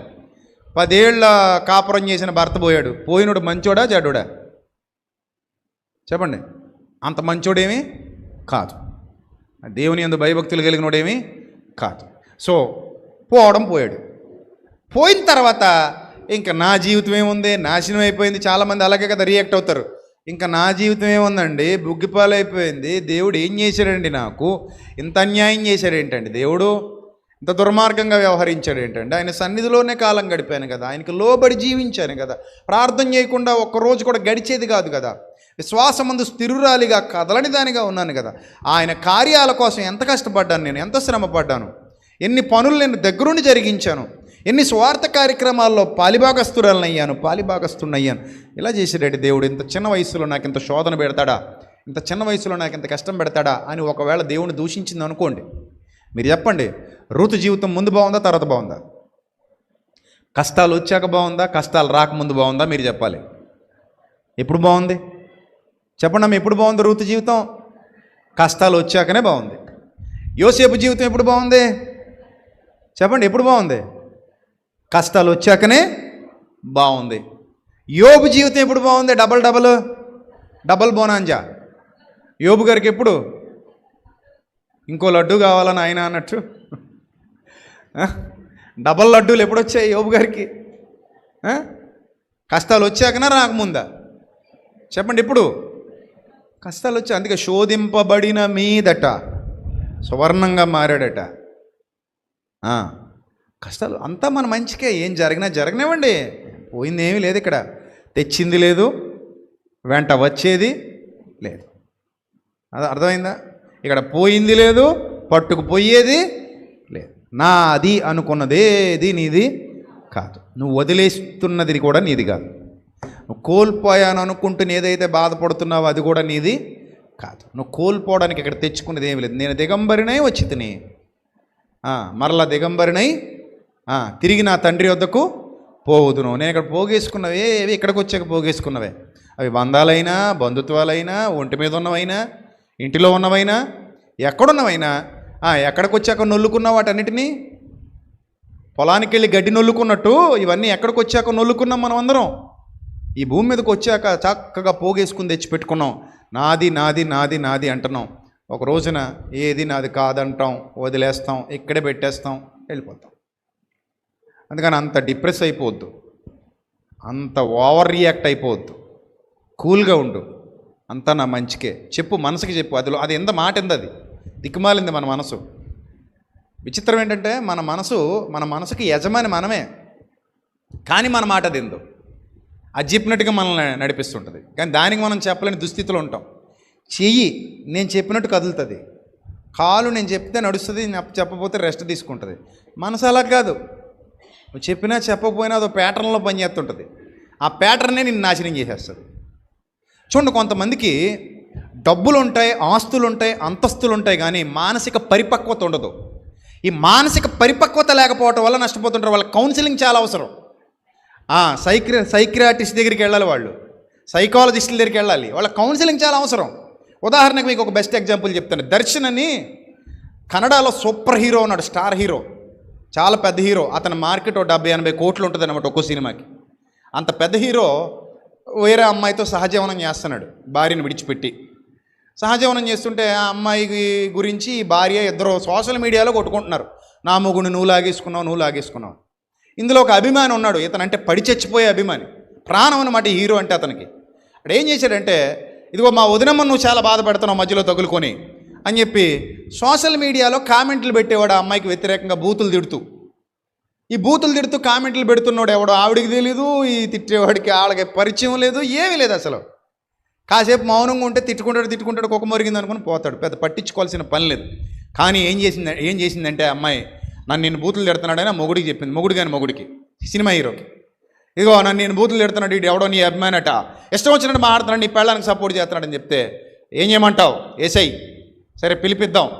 ఎక్కడో ఆ ఊరిలో ఉన్న అభిమాన సంఘాలకు ఫోన్ చేసి ఆయన పిలిపించి, ఆడు మందుల షాపులో మందులు అమ్ముకునే ఉద్యోగం చిన్నదే, మందుల షాపు కూడా అతను కాదట. విచిత్రం ఏంటంటే ఆ షాపులో పని చేస్తాడట కూలికి. అంత చిన్నోడు, ఇతనితో పోల్చుకుంటే చీమలాటోడు, ఏనుక్కి చీమకొనంత తేడా ఉంది. సో సరే పిలిపించుకున్నాడు. ఎక్కడో గోడౌన్లో కట్టేశారు. హీరో గారు BMW కారు వేసుకుని వెళ్ళారు, రేంజ్ రోవర్లోనో వెళ్ళి కొట్టారు, చచ్చిపోయాడు కొట్టిన దెబ్బలకి. ఏం చేద్దాం, శవాన్ని తీసుకెళ్ళి ఎక్కడో బోధలో పడేశారు. అసలు సరిగ్గా పడేసారు లేదో చూడడానికి వెళ్ళాడు గురుగారు. మొత్తం అంతా రికార్డెడ్, అంతా బయటకు వచ్చింది. ఏదో జరిగింది అనుకునే లోపు ఇంకో పనికి మళ్ళీ ప్లాన్, ఒక ఇద్దరిని రెడీ చేసి వాళ్ళకు 30 లక్షలు 40 లక్షలు పడేసి వెళ్ళి కేసు ఒప్పేసుకోండి, నేనే చంపేశామని చెప్పేసి ఏదో చెప్పేయండి. వినేస్తారట పోలీసులు. ఇటు మేము ఎంక్వైరీ చేయలేదు, మేము ఏం కష్టపడలేదు, మేము ఇంకేం ఇన్వెస్టిగేషన్ మొదలెట్టలేదు. అప్పుడే ఇద్దరు వచ్చి ఏమంటున్నారు, అయ్యా మేమే చంపేశామయ్యా, అరెస్ట్ చేసండి అయ్యా అన్నారు. అప్పుడు వీళ్ళ తెంగురోళ్ళ అనుమానం వచ్చింది. వాళ్ళ స్టైల్లో వీళ్ళని తీసుకెళ్ళి 4 పీకితే దర్శనం కనబడింది. అతని పేరు దర్శన్. సో పేరు చెప్పేశారు, అయ్యా మాకు సంబంధం లేదు, ఆయన గురువుగారు ఇలా చంపేయమన్నారు, చంపేశాం. గట్టి కొడితే చచ్చిపోయాడు. ఇందుకు చచ్చిపోయినాడు కనామకుడు, ఎందుకు పనికిరానుడు, పిచ్చి హీరో అంటే. ఇప్పుడు పిచ్చి ఉన్న హీరో గారు ఏం చేశారు, ఈయన్ని చంపేశారు. ఎక్కడైతే సిక్కెట్లు చింపాడో, ఎక్కడైతే సీటీలు ఎగరేసాడో, ఏ థియేటర్లో అయితే కాలర్లు చింపుకొని సొక్కాలు చింపుకొని రిలీజ్ రోజు బ్యానర్లు కట్టి పాలాభిషేకాలు చేశాడో, ఆ దేవుడే ఈ భక్తుడిని ఏం చేశాడు, చంపేశాడు. ఎందుకు చంపేశాడు, దేవుడికున్న మరో సెకండ్ ఖాతా కోసం చంపేశాడు. సరే అయిపోయింది. ఇప్పుడు మొత్తం తీసుకెళ్ళి లోపలేశారు ఆ అమ్మాయిని, హీరోని. అసలు అతని రేంజ్ చాలా గొప్పది. లోపలేసారు. ఇప్పుడు చెప్పండి, అతనికి ఈ వెండి ఉంటే ఎవడికి కావాలి, బంగారం ఉంటే ఎవడికి కావాలి, పేరు ప్రఖ్యాతులు ఉంటే ఎవడికి కావాలి, కోట్లు విలువ చేసే బంగ్లాలో కారులో 10 మంది మేనేజర్లు పనోళ్ళు వీళ్ళందరూ ఉంటే ఎవడికి కావాలి, ఎక్కడికి వెళ్తే అక్కడ సెల్ఫీల కోసం ఎగబడిపోయే అభిమానులు ఉంటే ఎవడికి కావాలి, చప్పట్లు కొట్టే జనాలు ఉంటే ఎవడికి కావాలి, ఆయన కోసం కథలు రాసే డైరెక్టర్లు ఉంటే ఎవడికి కావాలి. ఆయనకు పరిపక్వత లేదు. ఇప్పుడు మీ అందరికీ అర్థం అవ్వాలి, వీటన్నిటికంటే కూడా గొప్పది మానసిక పరిపక్వత. మనస్సు మన అదుపులో ఉంటే ఆయన మించిన ధనవంతుడు లేడు. అర్థమైందా? అది అదుపులో లేదు కాబట్టే అంత గొప్ప రేంజ్కి వెళ్ళినోడు కూడా ఇప్పుడు జైలు కూడి తింటున్నాడు. ఎవరు సపోర్ట్ చేయట్లే కన్నడ ఇండస్ట్రీలో. ఏ పెద్ద హీరోలు, ఇతను పెద్ద హీరోయే, ఎవడు సపోర్ట్ చేయట్లా. సో కూడా అలా ఉంటుంది పరిస్థితి. మీరు ఎంత సంపాదించారు, ఎంత వెనకేసుకున్నారు, ఎంత గొప్ప స్థితిలో ఉన్నారు, అది కాదు ముఖ్యం. ఇక్కడ ఎంత మెయింటైన్ చేస్తున్నారు అనేది ముఖ్యం. ఇక్కడ ఎంత క్లారిటీగా ఉన్నారనేది ముఖ్యం. ఇక్కడ ఎంత వివేకం కలిగి ఉన్నారనేది ముఖ్యం. అందుకే వెండి సంపాదించట కంటే, బంగారం సంపాదించట కంటే నా కుమారుడా జ్ఞానలాభము నొందుట మేలురా నాయన అన్నాడు సామెతల గ్రంథంలో. ఆ చదువుకున్నట్టు దర్శనం ఇంత పాడు పని చేసి జీవితాన్ని పాడు చేసుకున్నాడు కాదేమో. ఏ నొందుట మేలట, జ్ఞానలాభము నొందుట మేలు.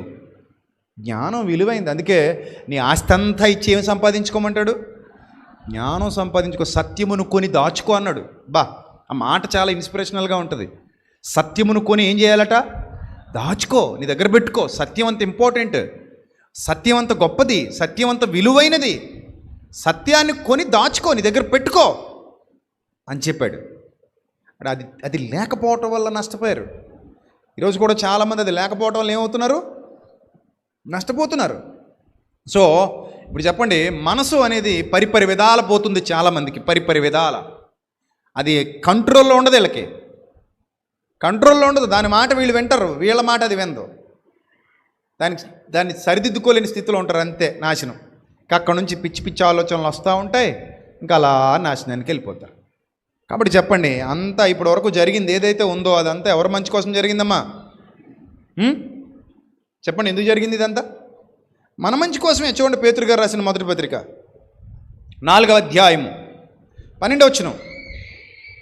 పేతురు గారు రాసిన మొదటి పత్రిక 4వ అధ్యాయము 12వ వచనం చదువుదాం. ప్రియులారా, మిమ్మును శోధించుటకు మీకు కలుగుచున్న అగ్ని వంటి మహాశ్రమను గూర్చి మీకేదో ఒక వింత సంభవిస్తున్నట్లుగా ఆశ్చర్యపడకండి. క్రీస్తు మహిమ బయలుపరచబడినప్పుడు మీరు మహానందముతో సంతోషించు నిమిత్తం క్రీస్తు శ్రమలలో మీరు పాలివారై ఉన్నంతగా సంతోషించండి. క్రీస్తు నామము నిమిత్తం మీరు నిందపాలైన ఎడల మహిమాస్వరూపైన ఆత్మ మీ మీద నిలుచుచున్నాడు గనుక మీరు ధన్యులు. 19వ వచనం. కాబట్టి దేవుని చిత్త ప్రకారము బాధపడువారు, దేవుని చిత్త ప్రకారము బాధపడువారు. ఇదేంటిది? ఇది బాధ కూడా దేవుని చిత్తంలో ఉందా? చెప్పాలి అందరూ. బాధ కూడా ఉందా దేవుని చిత్తంలో? యోబును బాధ పెట్టడంలో దేవుని చిత్తం జరుగుతుంది. అక్కడ రూతు అనుభవిస్తున్న బాధల్లో కూడా ఏముంది? దేవుని చిత్తం ఉంది. యోసేపు అనుభవిస్తున్న బాధల్లో ఏముంది? దేవుని చిత్తం ఉంది. అంటే బాధలు వస్తే అదే మనం నష్టపోతున్నట్టు కాదు, శ్రమలు వస్తే నువ్వేం నష్టపోతున్నట్టు కాదు, ఇరుకులు, ఇబ్బందులు, శోధనలు, వేదనలు నిన్ను వెంటాడుతున్నప్పుడు నువ్వేదో నష్టపోయావని కాదు. అంతా నీ మంచికే, ఏదో మేలు జరగబోతోంది. మేలు దాచాడు దేవుడు కీడు వెనుక. నీకు జరిగిన కీడు వెనుక దేవుడు ఏదో మేలును నీ కోసం ఏం చేశాడు? దాచాడు. నువ్వు నిలబడిన ప్లేస్ కరెక్ట్గా ఉండాలి. Get my point. నువ్వు ఎక్కడుండాలి? నువ్వు ఏ ప్లేస్లో నిలబడ్డావో ప్లేస్ కరెక్ట్గా ఉండాలి. అందుకే ప్రభువా సత్యమందు మమ్మను ప్రతిష్ఠ చేసే తండ్రి, సత్యంలో నన్ను ప్రతిష్ఠ చేయి ప్రభువా. నేను సత్యంలో ప్రతిష్ఠ అయిపోయి ఉన్నప్పుడు ప్రభువా ఇది రహస్యం ప్రభువా, జీవితం నాకేం తెలుసు తండ్రి, నాకేం తెలుసు ప్రభువా, అసలు రేపేమి సంభవించునో నాకు తెలీదు. బండి క్షేమంగా ఇంటికి వస్తుందని ఇంటి దగ్గర స్టార్ట్ చేస్తాడు గురుగారు, కానీ అతనికి తెలీదు అంబులెన్స్ వస్తుందని. ఎవరైనా అంతే జీవితం. మన ఊహలు ఒక రకంగా ఉంటే దేవుని చిత్తం మరో రకంగా ఉంటుంది. మన ఆలోచనలు ఒక రూట్లో వెళ్తుంటే దేవుని ఆలోచనలు మరో రూట్లో వెళ్తుంటాయి. మన ఊహలు చూడండి, ఇప్పుడు అంత పాజిటివ్గా ఉన్నాయి, ఏం పర్లేదు, అలా చేసి కొట్లు గడించేసి ఇప్పేసేసి ఇదంతా అందులో పోసేసి బస్తాలన్నీ చక్కబెట్టేసి వాళ్ళకి ఇచ్చి అమ్ముకొచ్చేయండి అని చెప్పేసి ఆ డబ్బులన్నీ పెట్టెలు పెట్టేసి ఆ తర్వాత శుభ్రం సాయంత్రం చపాతీ వేసుకుని చికెన్తో భోజనం చేసేసి శుభ్రంగా నిబ్బు మందు వేసేసి హాయిగా పడుకొని ఇప్పుడు ఏం చేద్దాం? నా ప్రాణమా తినుము, ఈట్ యువర్ సెల్ఫ్, తర్వాత తాగు, డ్రింక్, మరేం చేయి, ఎంజాయ్ యువర్ లైఫ్ అని అనుకుంటూ హాయిగా రిలాక్స్ అవుతున్నాడట. ఏసీ పెంచుకొని చల్లగా ఉందనుకొని. అప్పుడు స్వరం వినబడిందట పైనుంచి, ఏమని? ప్యాకప్ అందట. ఏం ప్యాకప్ అంటున్నాడు? ఏం ప్యాక్ చేస్తాడు? నిన్నే ప్యాక్ చేస్తాడు. అదే నన్ను ప్యాక్ చేస్తే ఎలా ఉంటుంది? ఇప్పుడే కదా ధాన్యం ప్యాక్ చేసి వచ్చాం, ఇప్పుడే కదా వెండి బంగారం ప్యాక్ చేసి వచ్చాం, ఇంత సడన్గా ప్యాకప్ అంటే ఎలా కుదురుతుంది? అమ్మో ఇంకా నాకు చాలా పెద్ద ఫ్యూచర్ ఉంది, నాకు బోల్డని ఆశలు ఉన్నాయి, బోల్డని ఆలోచనలు ఉన్నాయి, నేను ఇంకా చాలా చేయాలి ఇక్కడ, ఎంజాయ్మెంట్ అప్పుడైపోయిందా అంటే అన్నాడట. ఇందాక చెప్పినట్టు ఏమన్నాడు? టక్మన ఆరిపోయిందంటే దీపం ఆరిపోయిన తర్వాత రా వచ్చారు దూతలు, 2 రెక్కలు పట్టు తీసుకెళ్ళి అక్కడ పడేశారు. అంతే, చాప్టర్ క్లోజ్. అందుకే నీ ఊహలకి జరిగే వాటికి సంబంధాలు ఉండవమ్మా, గుర్తుపెట్టుకో.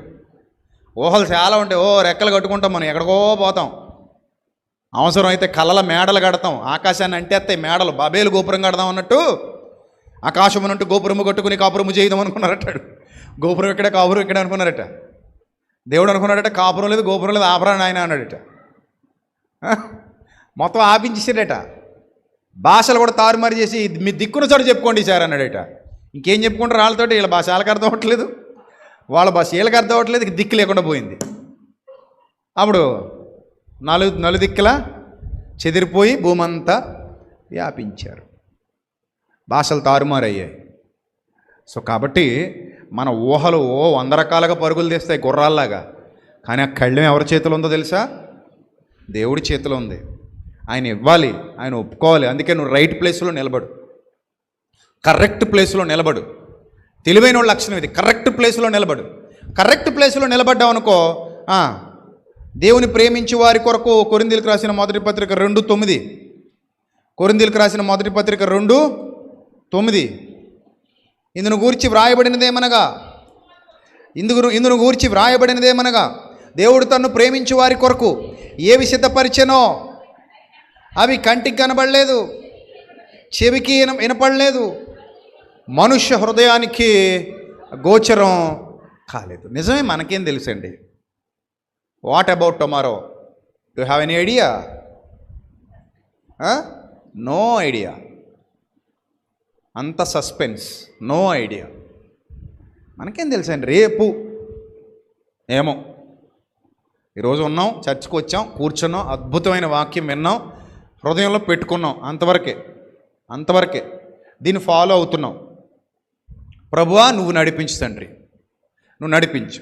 అడగండి అలాగా, అందరూ తండ్రిని అడగండి. తండ్రి, నేను రైట్ ప్లేస్లో నిలబడ్డాను, నేను విర్రవేగకుండా గర్వం, గోరోజనం, మన భాషలో గోరోజనం అంటారులేండి, ఆ గోరోజనం గర్వం నా బతుకులోనికి రాకుండా నన్ను తగ్గింపు స్వభావంతో ఉంచి నువ్వేది జరిగిస్తే అది ఒప్పుకునేలాగా. అప్పుడప్పుడు చూడండి, పిల్లలు నాకు ఇదొద్దు అదొద్దని కంచాలు ఇసురుతుంటారు. అలటోళ్ళు తీసుకెళ్ళి రోడ్డు మీద కొవ్వూరు బిజ్జి కింద కూర్చోబెట్టేయాలి. 2 రోజులు ఇక్కడ ఉండి ఇంటికి రారా అని ఆవిడనోడికి అప్పచెప్పేయాలి. ఇదో బాబు, మా ఓడీడు కొంచెం కూరోజనం ఎక్కువైపోయింది, 2 రోజులు నీతో పెట్టుకొని నీకు ఎప్పుడు భోజనం దొరికితే అప్పుడే ఇడికి కూడా పెట్టానాలి. అప్పుడు అర్థమైపోద్ది అమ్మ విలువ, నాన్న విలువ. గోరోజున మొత్తం దిగిపోద్ది. ఎందుకు? అక్కడ ఏముండదు, అలా చూడాలి. గాల్లోకి చూడు నాయన, అలా గాల్లోకి చూస్తూ ఉండు. వస్తుంది, ఎప్పుడో వస్తుంది. ఎవడొకడు పుణ్యాత్ముడు ఒకడు వస్తాడు ప్యాకెట్ పట్టుకొని, తినండి బాబు అని మన దగ్గర పడేసిపోతాడు. అప్పుడే మనకు అన్నం దొరుకుతుంది, తిందాం. ఏం కూర తెస్తాడండి? నాకు చిక్కుడికాయ ఇష్టం ఉండదండి. ఏం ఇష్టం ఉండదు? చిక్కుడికాయ ఇష్టం ఉండదా? ఆడు చిక్కుడికాయ తెస్తాడు. అప్పుడు 3 రోజులు మాడిపోయిన తర్వాత తింటావా తినవా చిక్కుడికాయ? చిక్కుడికాయ ఏంటండి? ఏ కాయ లేకుండా ఉత్తి తినేమన్నా 3 రోజుల తర్వాత ఈ ఉత్తి అన్నం తినేమన్నా నీళ్ళు వేసుకుని కలుపుకొని తినేస్తానండి. నాకు ఏదోటి పెట్టండి బాబు, కాలే కడుపుకు మండే బూడిద అంటాడు. బుద్ధి వచ్చేది అప్పుడు, గోరోజనం దిగిపోద్ది. అందుకే చాలామంది పొగరెక్కిపోయి ఉంటారు. అన్నీ ఉన్న కొవ్వు, అన్నీ ఉన్నాయని కొవ్వు, ఏమీ లేనోడు వైపు చూడరు కదా. అది పిల్లలకి అది నేర్పించాలి. అరే నాయన చూడు, అటు చూడు, వాళ్ళకి ఏమీ లేదు చూడు. నీకు 4 వేళ్ళు నోట్లో పోయేసరికి అన్నీ తెచ్చి పడేసరికి నువ్వు కొవ్వెక్కి కొట్టుకుంటున్నావు, అటు చూడరా నాయన అని పిల్లలకి చెప్తుండాలి. అప్పుడప్పుడు మనం ఏదో గోల్డెన్ స్పూన్తో పెంచేసాం అనుకోండి, ఆ తర్వాత మన నోట్లో ఇంత మట్టి కొట్టేసిపోతారు. కొన్ని సందర్భాల్లో ఎక్కడ ఇవ్వాలో, ఎక్కడ ఇవ్వకూడదో, ఎక్కడ ఆపాలో, ఎక్కడ తగ్గాలో మనకు కూడా తెలియాలి. పేరెంటింగ్ తెలియాలి. అన్నీ తెచ్చి కాళ్ళ దగ్గర పెట్టేస్తుంటే సరిగ్గా మొక్క పెరగదట. చూడండి, ఒక మొక్క నీళ్లు తక్కువ ఉన్నప్పుడే వేళ్ళు లోపలికి వెళ్తాయట. నీళ్లు బాగా పోసేస్తున్నాం అనుకోండి, పేకల దాకా వేళ్ళు పైనే ఉంటాయి. గాలి వస్తే పడిపోద్ది చెట్టు, అది తట్టుకోలేదు. అది ఎందుకంటే చిన్నప్పటి నుంచి ఆటుపోట్లు ఎరుగుతూ పెరిగిన చెట్టు కాదది, అందుకు పడిపోద్ది. అదే కొంచెం కష్టాలకి ఆ నీళ్ళు తెలిసినాయి అనుకోండి, పెరుగుతుంది. అందుకే పెద్దలు చెప్తారు, పిల్లలకి వేటాడి తెచ్చి పెట్టేయడం కాదురా నాయన, వేట ఎలా నేర్చుకోవాలో నేర్పించండి, వేటాడటం వాళ్ళకు కూడా నేర్పించండి. అప్పుడు కూడా జీవితంలో, ఆ జీవితం అనే వేటలో వాళ్ళు కూడా గెలుపొందుతారు. మనం వేటాడి తెచ్చి పీకల దాకా పెట్టేసి ఇంత పొట్లు వచ్చేలా మనం మేపేసామనుకో, రేపు పొద్దున అలా మన మీద ఎక్కి డ్యాన్స్ చేస్తారు. ఆ తర్వాత వాళ్ళ జీవితం నాశనం అయిపోద్ది, మన జీవితం నాశనం అయిపోద్ది. కాబట్టి ఎప్పుడు కూడా గర్వం, అహంకారం ఇవి మన జీవితాల్లోకి వద్దు. ఏం సాధిస్తాను చెప్పండి? వాటి నేను ఒక 2 కేజీలు గర్వం నువ్వు లోపల పోసుకున్నాను అనుకోండి, 2 లీటర్ల గర్వం వేసుకున్నాను అనుకోండి, కాసేపు నాకేమైనా ఉపయోగమా? అది నా లోపల ఉన్నదానికి, నా జీవితానికి ఏమైనా ఉపయోగమా? వద్దు. అది తీసేసి 2 లీటర్ల తగ్గింపు, 3 లీటర్ల విధేయత, ఏంటి 4 లీటర్ల సహనం, 5 లీటర్ల ఓర్పు లోపల పోసుకున్నాను అనుకోండి, ఇది ఆ 5 లీటర్లతో అయిపోతుంది. ఇంకో 10 లీటర్లు, 15 లీటర్లు, 30 లీటర్లు అయిపోతుంటుంది లోపల ఆత్మీయంగా. అదే నేను ఈ చెత్త పోసుకున్నాను అనుకోండి, లోపల ఆ చెత్త పెరిగిపోద్ది. లోపల ముందు 2 లీటర్ల గర్వమే పోసుకుంటాను, అది 20 లీటర్ల గర్వం అయిపోద్ది కాసేపటికి, కొన్నాళ్ళకి. ఇప్పుడు 2 లీటర్ల గర్వాన్నే భరించలేనప్పుడు 20 లీటర్ల గర్వాన్ని ఎలా భరిస్తాం? చుట్టూ ఉన్న వాళ్ళు కూడా భరించలేరు. అప్పుడు ఉన్న విలువ మొత్తం ఏమైపోద్ది? తగ్గిపోద్ది. అందుకే ఏం జరిగినా చెప్పండి, ఏం జరిగినా నా మంచికే. గట్టిగా చెప్పండి అందరూ నాతో పాటు, ఏం జరిగినా అంతా నా దేవుడు నా మంచికే జరిగిస్తున్నాడు. ఇది నిత్య సూత్రం. మీ బతుకుల్లో గుర్తుపెట్టుకోండి, మర్చిపోకండి. నిత్య సూత్రంగా గుర్తుపెట్టుకోండి. అంతా మీ మంచికే. చూడండి, అది సమస్తము సమకూడి జరుగుతుందట. దేవుడు తను ప్రేమించే వారి కొరకు. ఎవరిని ప్రేమించే వారి కొరకు? కొంచెం బాగా చదవండి, ఏమనుంది అక్కడ? కొరింథీయులకు రాసిన మొదటి పత్రిక 2:9 ఏమనుంది అంటే, దేవుడు ఎవరినైతే ఎక్కువగా ప్రేమిస్తున్నాడో వాళ్ళ కొరకు ఏముందట. అందుకే మిమ్మల్ని కొరడా పెట్టి కొట్టాలంటాను. అక్కడ ఉందా అలాగని? దేవుడు ఎవరినైతే ఎక్కువగా ప్రేమిస్తున్నాడో వాళ్ళ కొరకని ఉందా? మరేమనుంది? మరే నేనేదో చెప్పుకుంటూ పోతుంటే గుడ్డెద్దుల్లాగా చదువుకుంటూ పోతే ఎలా కుదురుతుంది? అక్కడ అలా లేదని ఆగాలి కదా. అన్నయ్య మీరు తప్పు చదువుతున్నారని చెప్పాలి కదా. బెబ్బే పోవడవే, రై రై రై రై అంటాడు చూడండి. అది ఎటు తోలుతాడు? పోవడమేనేటి. ఇంకా అక్కడ అలా లేదు. దేవుడు తాను ప్రేమించే వారి కొరకు కాదు, తానెవరినైతే ఎక్కువగా ప్రేమిస్తున్నాడో వాళ్ళ కోసం లేదు అక్కడ. మరేమనుంది? తనని ఎవరైతే ఎక్కువగా ప్రేమిస్తున్నారో వాళ్ళ కోసమని ఉంది. దానికి దీనికి చాలా తేడా ఉంది. తన్ను తాను, తన్ను తాను. మళ్ళీ ఈ తన్నులు ఇంకో తన్ను ఉందండి. తన్ను అంటే ఇది ఆ తన్ను కాదు, తనను అనే దాన్ని కొంచెం నొక్కాడంతే. మన తెలుగు భాషని రకరకాలుగా నొక్కొచ్చు, ఏదైనా చేయొచ్చు, టింకరింగ్ చేయొచ్చు దానికి కదా. తన్ను తర్వాత తనను. దేవుడు తనను ప్రేమించు వారి కొరకు ఏం సిద్ధపరిచాడో? ఎవరి కొరకు? ఆయనను ప్రేమించే వారి కొరకు. ఆయనను ప్రేమించే వారి కొరకు ఏమి సిద్ధపరిచాడో అవి కంటికి కనబడలేదట, చెవికి వినబడలేదట, మానవ హృదయానికే అర్థం కాలేదట. అంత ప్రేమిస్తున్నాడు దేవుడు మనల్ని కూడా. సిద్ధపరుస్తున్నాడంటే నువ్వు ప్రేమించేవారిని ఆయన కూడా ఏం చేస్తున్నాడు? ప్రేమిస్తున్నాడు. అతడు నన్ను ప్రేమించుచున్నాడు గనుక నేను అతనిని తప్పించేదను. అర్థమైందా? ఒకడు దేవుని ప్రేమించిన యెడల వాడు దేవునికి ఎరుకైన వాడే అన్నాడు అదే కొరింథీ పత్రికలో. కాబట్టి ప్రియమైన దేవుని సంగమా, ముగింపుకి వెళ్తున్నాం. జాగ్రత్తగా చూడండి. దేవుడు మనల్ని ప్రేమిస్తున్నాడు కనుక ఏం జరిగినా మన మంచికే. మీరు రైట్ ప్లేస్లో నిలబడితే, మీరు కరెక్ట్ ప్లేస్లో నిలబడితే. పేతురు గారు రాసిన మొదటి పత్రిక 5వ అధ్యాయము 9వ వచనం చివరిగా చదువుకొని ముగించుకొని ప్రార్థన చేసుకుందాం. పేతురు గారు రాసిన మొదటి పత్రిక 5వ అధ్యాయము 9వ వచనం. లోకమందున్న మీ సహోదరుల యందు ఈ విధమైన శ్రమలే నెరవేరుచున్నవని ఎరిగి. ఏమి నెరవేరుతున్నాయట? బాధ కూడా ఎవరి చిత్తంలో ఉంది? దేవుని చిత్తంలో ఉందని చదువుకున్నాం కదా అదే పత్రికలో ముందు అధ్యాయంలో. కాబట్టి దేవుని చిత్త ప్రకారం బాధపడువారు సత్ప్రవర్తన గలవారై నమ్మకమైన సృష్టికర్తకు తమ ఆత్మలను అప్పగించుకోవాలి అని చదువుకున్నాం కదా. రైట్, ఇక్కడ చదవండి ఏమంటున్నాడు? లోకమందున్న మీ సహోదరుల యందు ఈ విధమైన శ్రమలే నెరవేరుచున్నవని ఎరిగి విశ్వాసమందు స్థిరులై వానిని ఎదిరించండి. దుష్టుని ఎదిరించమని చెప్తున్నాడు. నెక్స్ట్, తన నిత్య మహిమకు క్రీస్తునందు మిమ్మును పిలిచిన సర్వకృపానిధియగు దేవుడు. దేనికి పిలిచాడట మిమ్మల్ని అందరినీ? తన నిత్య మహిమకు పిలిచాడట. సర్వకృపానిధియగు దేవుడు. కొంచెము కాలము మీరు శ్రమపడిన పిమ్మట. ఎంతకాలం అంట మీరు శ్రమపడేది? చెప్పండి, ఎంతకాలం? కొంచెం కాలమే. ఒకవేళ శ్రమ వస్తే అదేమి శాశ్వతంగా ఉండిపోదు. దానికి ఓ బెంగపెట్టేసుకుని చచ్చిపోవాలనకండి. కొంచెము కాలము మీరు శ్రమపడిన పిమ్మట తానే మిమ్ములను పూర్ణులుగా చేసి, ఆయనే వస్తాడట, ఎంటర్ అవుతాడట. ఆయన కొంచెం ఓపిక బట్టి ప్రార్థన చేసుకుని నిలబడండి, ఆయన ఎంటర్ అవుతాడు. ఆయన ఎంటర్ అయ్యేంత వరకు మీరు ఓపికగా ఉండండి. సహనం కావాలి, కొంత ఓర్పు కావాలి.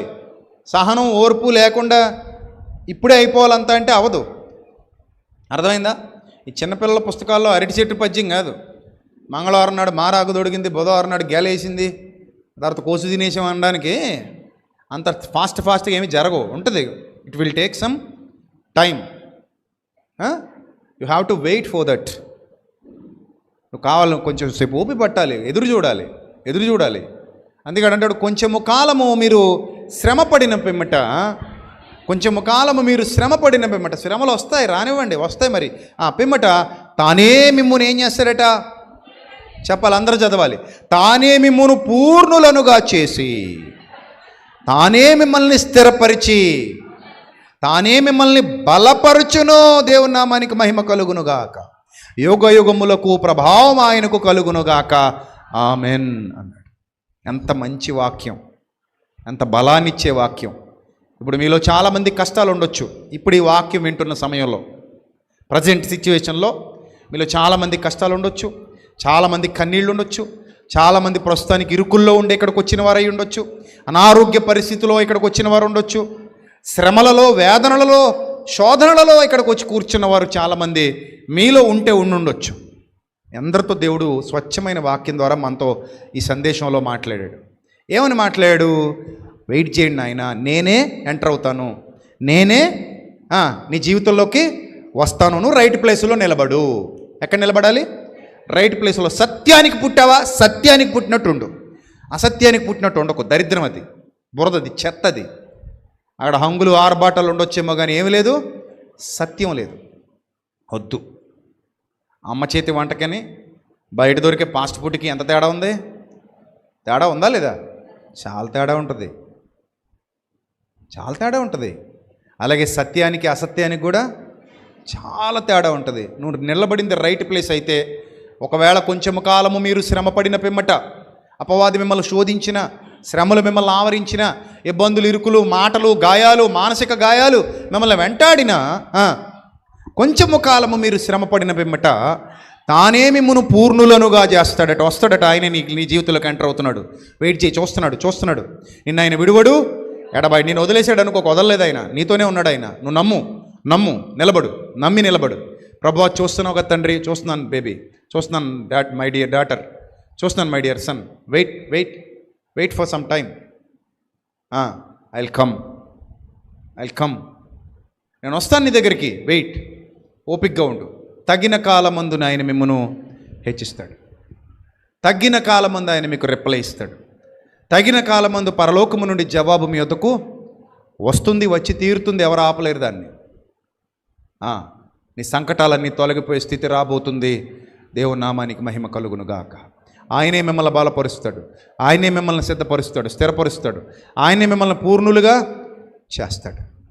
ఎంత మంచి వాగ్దానం ఉంది ఇది. ఇది నిత్య వాగ్దానం, యూనివర్సల్ ప్రొఫెసీ, ప్రవచనం, యూనివర్సల్ వాగ్దానం. ఇంత బలమైన వాగ్దానం దేవుని దగ్గర మనకు ఉన్నప్పుడు మనం ఎంత ధైర్యంగా కరెక్ట్ ప్లేస్లో నిలబడాలి చెప్పండి. కరెక్ట్ ప్లేస్లో నిలబడండి. ఎక్కడ పడితే అక్కడికి చెదిరిపోకండి, బలంగా నిలబడండి. ఆయన అప్పగించిన పని చేయండి, నమ్మకంగా ఉండండి, సత్య మార్గంలో నడవండి. ప్రభువా నేను నీ కోసం, ప్రభువా నిన్ను ప్రేమిస్తున్నాను, నేను నిన్ను ప్రేమిస్తున్నాను. అప్పుడు ఆ వచనాన్ని జ్ఞాపకం చేసుకోండి. దేవుడు తనను ప్రేమించు వారి కొరకు ఏవి సిద్ధపరిచినో అవి కంటికి కనబడలేదు, చెవికి వినబడలేదు, మనుష్య హృదయానికి ఆనాటి నుండి ఈనాటి వరకు కూడా అర్థం కాలేదు. సో కాబట్టి గుర్తుపెట్టుకోండి, తనను ప్రేమించండి, దేవుణ్ణి ప్రేమించండి. ఎవరు దేవుణ్ణి ఎక్కువ ప్రేమిస్తారో వాళ్ళు ఎక్కువ ఆశీర్వదింపబడతారు. ఎవరెక్కువ దేవుని ప్రేమిస్తారో వాళ్ళు బలపరచబడతారు. ఎవరెక్కువ దేవుని ప్రేమిస్తారో వాళ్ళు స్థిరపరచబడతారు. పూర్ణ హృదయంతో ఆయన యందు భయభక్తులు కలిగి జీవించండి. తగిన కాలమందు రిప్లై వస్తుంది. ఎక్కడికి పోదు, రిప్లై వస్తుంది. అది నీ కోసం వెయిట్ చేస్తుంది. యోసేపు కోసం దీవెన వెయిట్ చేసింది, రూతు కోసం ఆశీర్వాదం వెయిట్ చేసింది, యోబు కోసం రెండింతల దీవెన వెయిట్ చేసింది. అలాగే సత్యములో ఉన్నవారి కొరకు కూడా శోధనలు, వేదనలు, బాధలు అనంతరం ఆయన దీవెన వెయిట్ చేస్తుంది. స్థిరంగా నిలబడు, యథార్థంగా నిలబడు, ధైర్యంగా నిలబడు, ఆయన మాటకు లోబడు, విధేయత చూపించు, ఆయన పనిలో సహకారిగా ఉండు, ఆయన భారాన్ని మోయి, ఆయన చెప్పిన పని చేయి, ఆయన కొరకు కష్టపడు, శ్రమపడు, సువార్థికునిగా నిలబడు. ఆయన తప్పక నీకు విజయం ఇస్తాడు, తప్పక నీకు జయమిస్తాడు, తప్పక నిన్ను బలపరుస్తాడు, స్థిరపరుస్తాడు. దేవుడట్టి ధన్యత ఈ సత్యవాక్యంలో కట్టబడుతున్న ప్రతి కుటుంబమునకు దయచేయునుగాక. ఆమెన్. తలలో వంచండి, ప్రార్థన చేసుకుందాం. సర్వశక్తుడా, సర్వోన్నతుడా, దయగల ప్రభువా, కృపగల దేవ తండ్రి, ఈ నా ఎదురుగా ప్రత్యక్షంగా కూర్చున్న బిడ్డలు కానివ్వండి, లైవ్ ద్వారా ఎంతమంది మీ మాటలు వింటున్నారో, ఎన్ని కుటుంబాలు ఈ వాక్యంలో పాలిభాగం తీసుకుంటున్నాయో తండ్రి, లైవ్ ద్వారా వారిని కానివ్వండి జ్ఞాపకం చేసుకోండి తండ్రి. నాతో ఈ ప్రార్థనలో ఏకీభవిస్తున్న ప్రతి కుటుంబాన్ని జ్ఞాపకం చేసుకోండి ప్రభువా. తండ్రి, వారు ఒకవేళ శోధనలో ఉన్నారేమో, వేదనలో ఉన్నారేమో, బాధలలో, దుఃఖంలో, ప్రతికూల పరిస్థితుల్లో మార్గములన్నీ మూసుకుపోయాయనుకునే ఇబ్బందులు ఉన్నారేమో తండ్రి. కొంతమంది ఆర్థికంగా ఇబ్బందులు పడుతున్నారు, కొంతమంది సామాజికంగా మానసిక గాయాలతో బాధపడుతున్నారు, మరి కొంతమంది అనారోగ్య సమస్యతో బాధపడుతున్నారు. పలు విధాలైన శోధనలు మమ్మల్ని వెంటాడుతున్నప్పుడు మేము సత్యంలో ఉండగా తండ్రి, సత్యంలో ఉండగా కూడా ఇలాంటి స్థితిగతులు మాకు ఎదురవుతూ ఉన్నప్పుడు, మేము సత్యమును అనుసరిస్తున్నప్పుడు కూడా ఇలాంటి స్థితిగతులు మాకు ఎదురవుతున్నప్పుడు ప్రభువా, మేము మీ యందు భయభక్తులు కలిగి జీవిస్తున్నప్పుడు కూడా, మీ పని యథార్థంగా చేస్తున్నప్పుడు కూడా, మీ సేవకు సహకారులుగా నిలబడినప్పుడు కూడా తండ్రి, సాతానుతో పోరాడుటకు తండ్రి మీ వాక్య ఖడ్గమును ధరించి ప్రవచించుటకు, ప్రకటించుటకు వెళ్ళుచున్న వారికి తోడుగా ఉండి పంపిస్తున్నప్పుడు కూడా తండ్రి, ఈ యొక్క పరిస్థితుల్లో శోధనలు, వేదనలు, బాధలు వెంటాడుతున్న కుటుంబాలు మీరు చూస్తున్నారు తండ్రి. ప్రభువా, వారికి మీ సహాయమును పంపించండి. దయగల దేవ, ప్రతి ఒక్క హృదయాన్ని మీరు బలపరచండి. గాయపడిన హృదయాలను స్వస్థపరచండి, కట్టండి తండ్రి. వారి జీవితంలో వారు ఊహించని మేలుతో, అద్భుత కార్యముతో వారి జీవితాలను తృప్తిపరచండి తండ్రి. ఒక గొప్ప క్రియ వారి బ్రతుకులో జరిగించండి, వారి జీవితంలో జరిగించండి. అది జరిగేంత వరకు తట్టుకొని నిలబడగలిగే శక్తిని, బలమును, విశ్వాస హృదయమును మీ బిడ్డలకు అనుగ్రహించండి. మీ పరిచర్యలో వాడబడుతున్న బిడ్డల్ని, మీ పరిచర్యకు సహకరిస్తున్న బిడ్డల్ని జ్ఞాపకం చేసుకోండి తండ్రి. వారి కుటుంబాన్ని జ్ఞాపకం, వారి దీపాలు ఆరిపోకుండా కాపాడండి తండ్రి. వారి ప్రయాణాల్లో తోడుగా ఉండండి, పనులలో తోడుగా ఉండండి, ఉద్యోగ వ్యాపారాల్లో, కుటుంబాల్లో తోడుగా ఉండండి. మీ సహాయమును వారి మీదికి పంపించండి. మొదట మీ రాజ్యాన్ని, మీ నీతిని వెతుకుతున్న క్రమంలో తండ్రి, వారికి మీరు తోడుగా ఉండి తండ్రి, వారి జీవితాలలో వెలుగులు నింపమని, సత్యవాక్య ప్రకాశము చేత వారి జీవితాల్లో వెలుగులు నింపమని తండ్రి ప్రభువా, వారిని అలుముకున్న ప్రతి చీకటిని తొలగించి మానసిక సంతోషమును, మానసిక ఆనందమును, ముఖ్యంగా ధైర్యాన్ని వారి హృదయంలో పుట్టించండి తండ్రి. ఈ ప్రార్థన ఆలకించు దేవుడవు. సంఘమంతయు కలిసి ప్రార్థిస్తున్నాం తండ్రి. మీ సత్యం ప్రకటించే నోటితో అడుగుతున్నాం ప్రభువా, బిడ్డల జీవితాల్లో వెలుగులు నింపండి ప్రభు. అలాగే సహకారులుగా ఎవరైతే ఉన్నారో, మీ పరిచర్యకు ఎవరైతే సహకరిస్తున్నారో, అనేక మంది తండ్రి తొట్టిల్లిపోకుండా, అనేక మంది పడిపోకుండా, ఈ కడవరి దినాలలో చీకటి సంబంధి అయిన అపవాది చేతులోనికి వెళ్ళిపోకుండా ఎవరైతే తండ్రి మీ సత్యమునకు తోడుగా నిలబడి సత్యమునకు చేయూతనిస్తూ వారి హృదయాలలోనికి సత్యాన్ని పంపించడానికి తమ కష్టార్జితాన్ని కానుకలుగా ఇస్తున్నారో ఆ బిడ్డలను కూడా జ్ఞాపకం చేసుకోండి. వారి కుటుంబాన్ని జ్ఞాపకం చేసుకోండి. సత్యమునకు సహకారులైన వారి పేర్లు జీవగ్రంథమందు వ్రాయబడి ఉన్నాయని మీరు మాకు సెలవు ఇచ్చారు తండ్రి. ఇంకా సత్యమును వ్యాపింపచేయండి.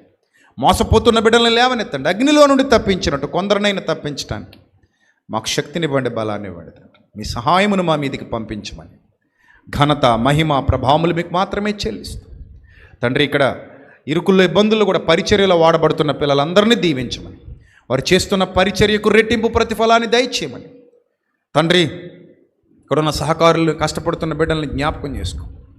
అలాగే కాకినాడలో జరగబోతున్న మీటింగ్, వచ్చే నెలలో హైదరాబాద్లో సెకండ్ సాటర్డే జరగబోతున్నటువంటి మీటింగ్ ఘనంగా జరిపించండి. ఆ సహకారులందరినీ దీవించండి, ఆశీర్వదించండి.